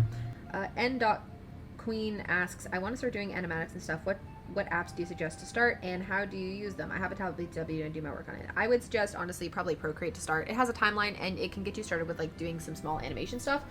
And if you want to start doing an animatic, please, I'm begging everybody who wants to start making animatics, start with something small. Pick like the chorus of a song, not the whole thing. It's far too much. Just please keep it easy. Pick like maximum 15 to 30 seconds for that. Yeah. And then just go for it. Like just try something. Have fun with it. See how it goes. Look up tutorials. Look up other people's stuff. Gather a nice background of things that you like and that inspire you and keep you going. And plan. Like plan out with thumbnails. Plan out with like script breakdowns. Don't just jump headfirst into it. It will be overwhelming and you won't know where to go from there. Try planning a lot first. When you were planning this out, what was the hardest part? Having the audience understand that young Odysseus and old Odysseus were the same person. I literally wanted to rip my hair out trying to figure out how to do that. I took like a 4-month hiatus from doing this animatic because I couldn't figure out how to show that young Odysseus and old Odysseus were the same person. That was the hardest part. The Soomlin asks, the scene of Athena fighting the men, what do you recommend to make a scene with such dynamicism? Watch fight scenes in shows and take screenshots or screen recordings of the areas that you like in them and save them and then watch them later. That's what I do. Any tips on perspective or maybe backgrounds? I have a whole background tutorial on my YouTube account already, but I feel like I need to update that. It's kind of old. Perspective grids, learn these key terms. Oh, I can't even write it. Okay, I'm gonna just say the key terms: horizon line, vanishing point, and 2-point versus 1-point versus 3-point perspective. I could have said that in a better order, but yeah. If you want a background tutorial, let me know. I can do a background tutorial. What program do you use, and do you have any tips for people who are only used to still drawings for making animatics? Start by making multiple still drawings in a row, and then add in between stuff. It's called keyframing, actually, which is basically like if I'm starting a scene, I would have maybe this shot, and then this shot, and then I would start going in between and putting in like the between frames to put it in there. So if you've only ever drawn still drawings, then do still drawings. Technically, these are all still drawings. There's just a lot of still drawings drawn beside each other. So start by just kind of thumbnailing out the main big shots you want to do, and start small too. Don't try to do a whole massive 5-minute epic saga. Just do like a chorus and start with just one drawing of each shot you want, and then start building up from there. Oh, by the way, LED System asked that on TikTok. How do you make the poses so dynamic, asks Z. I imagine them really hard in my head, and then if they're not dynamic enough, I change the shot angle and I keep pushing the pose, because this is animation. If a human body can't actually do that, who cares? The animated body can do that. So whatever you think is pushed enough, push it more until it looks so gross that you have to draw it back a little bit, and then you're good. How long did this take you? A long time. 2 weeks initially, and then I think another 4 weeks of work afterwards, so about 8 weeks. Sorry, I cannot do math. 6 weeks? Wow, that's bad. Anyways, May asks, a question I would ask is your general process stuff, as in, do you have a rough storyboard drafts before the final version? Do you simply wing it? I love to hear about the entire line of work. I do not wing it, and if you wing it, you'll probably want to die a little bit. I went through my process, but basically I get the script, I thumbnail, I break down, I rough, I re-thumbnail, I re-rough, I re-thumbnail, I re-rough, and then I clean. That's kind of the general quick breakdown of it. Callie asks, I want to make an animatic as well, but it's pretty confusing to start. Any tips to make scenes more dynamic? Change the camera angle. Stop having scenes look like this, with an over the shoulder. Maybe that looks like a penis. Okay. With an over the shoulder. Maybe we have some shot angles.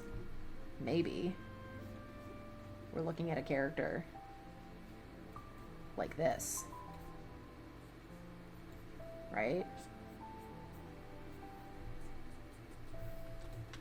It's the same shot, technically, but it looks so much cooler. So genuinely, if you think that your shots are boring, just try changing the angle. Put a high shot, put a low shot, but think of why you're putting a high shot or low shot. Low shots will make characters feel vulnerable. High shots will make them feel powerful. High angle, sorry. Yeah, try that. Somebody asked me a question in Spanish. I do not know what it says. And that was the last question. Yo! Oh my god. Wait, was I recording this? Oh, thank God it was. I would have cried if I wasn't. Anyways, yeah, thank you guys so much for all the love and support you have shown my Animatic so far. Even in the last couple weeks, it is already continuing to do good on YouTube, so I appreciate that. I mentioned this before, but I am planning on doing more animatics for this lovely thing called Epic. So if you have a specific one, I did put up a question thingy on my YouTube. So if you have a song that you really want to like see me doing an animatic to put it there. I will say the top ones that I'm thinking of right now, and I don't know if anybody's even mentioned these, and there is either 600 Strike or Would You Fall in Love with Me Again. I don't really know why those are the two, but those are the two that I've been vibing with a lot. So let me know if it's one of those two you'd like to see. I would love to hear your opinion on any of this. If you have any more questions about animatics, how to make them, anything about storyboarding, any of that jazz, let me know. I'll do my best to answer anything I can in the comments. And if I can't, maybe I'll make a part 2 to this video. I guarantee this video is going to be so bloody long. So if you somehow made it to the very end, thank you so much. And I hope this was helpful, informative, and mildly entertaining for the probably an hour and a half you're going to be listening to me yapping. My voice is almost gone, and I'm a little cold because I'm in my basement and I want to go put on some cozy socks. So yeah, thank you guys again. I appreciate it truly from the bottom of my heart. And I hope you have a fantastic day. Bye bye. Time dial. No, it's not. Sands Turner. That's not what it's called either. What is this thing called? I'm going to Google it. Time thing with sand. An hourglass. This. What do I think? What do I think? What do I think? That's the correct English sentence. What do I think should, no, it's not.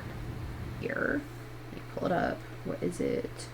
Athena, badass in the arena, unmatched, witty, and queen of the best strategies we've seen. If you're looking for a mentor, I'll make sure your time's well spent. Sorry, I've listened to this song too many times. Was it this shot?